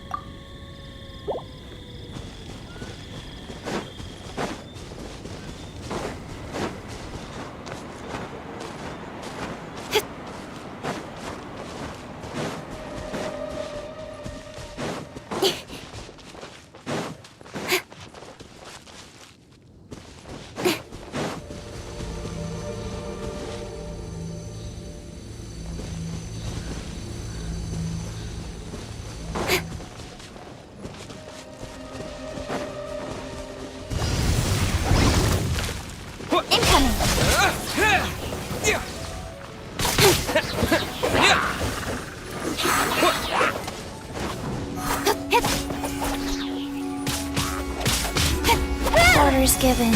Orders received. Don't blink! Hey!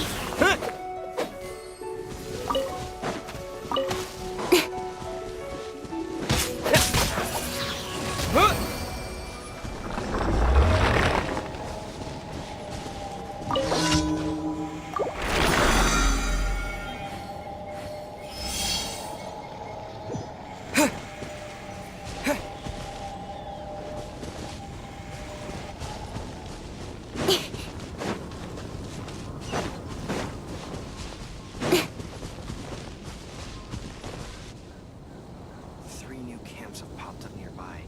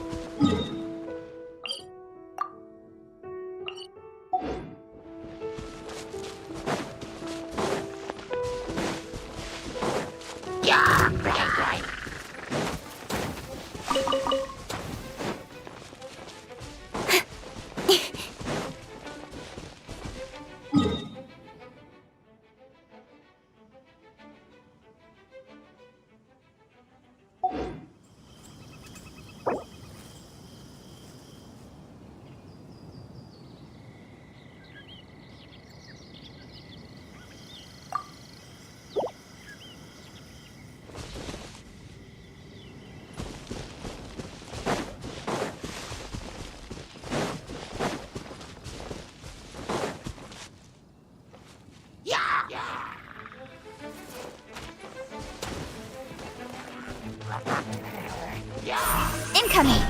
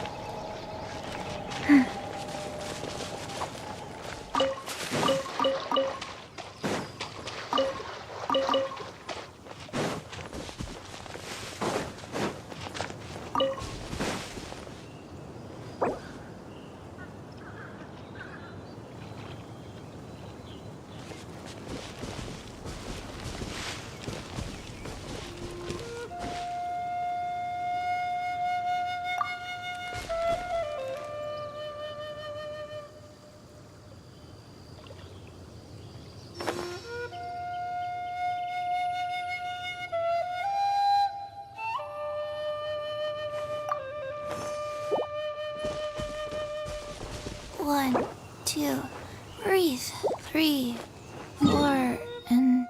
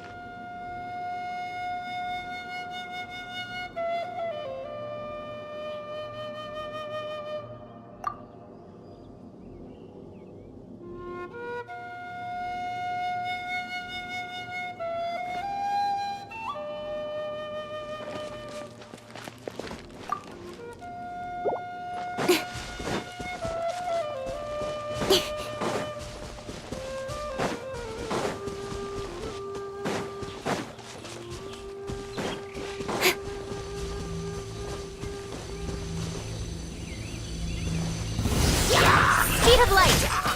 Wheel of life.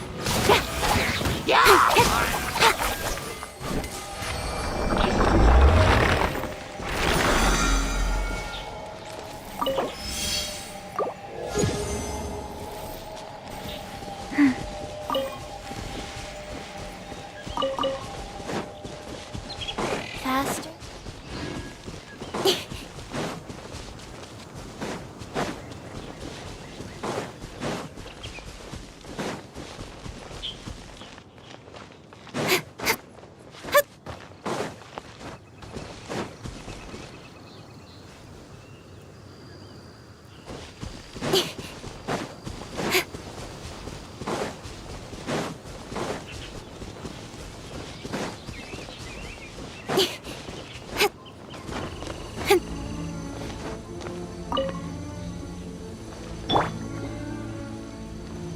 Let's dance.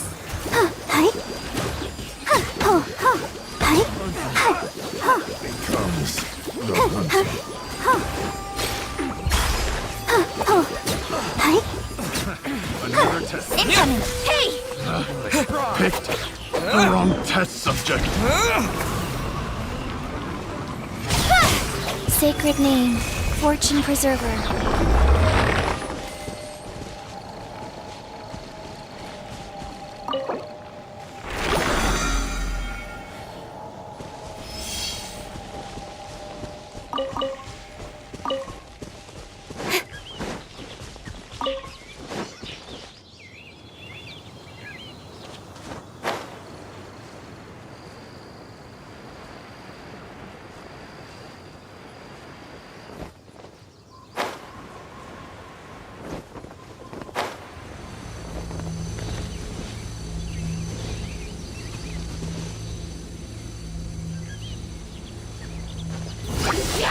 Don't blink! Hey! Life goes on.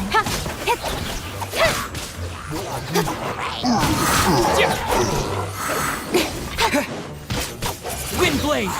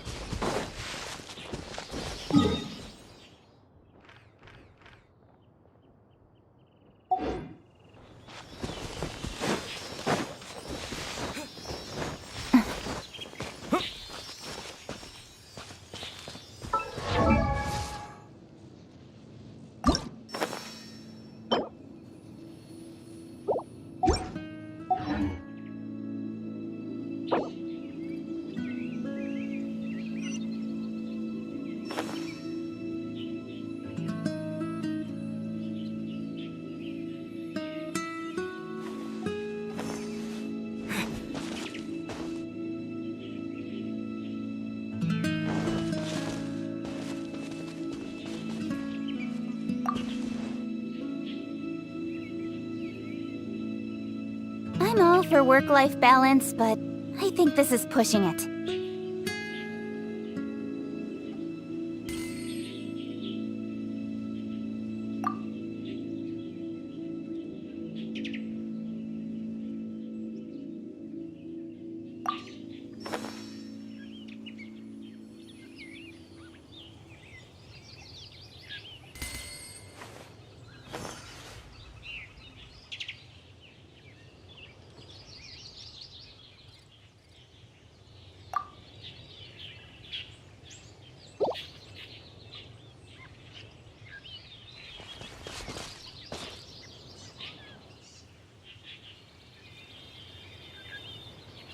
adventuring, as in business, you always have to seize the opportunity while it's there.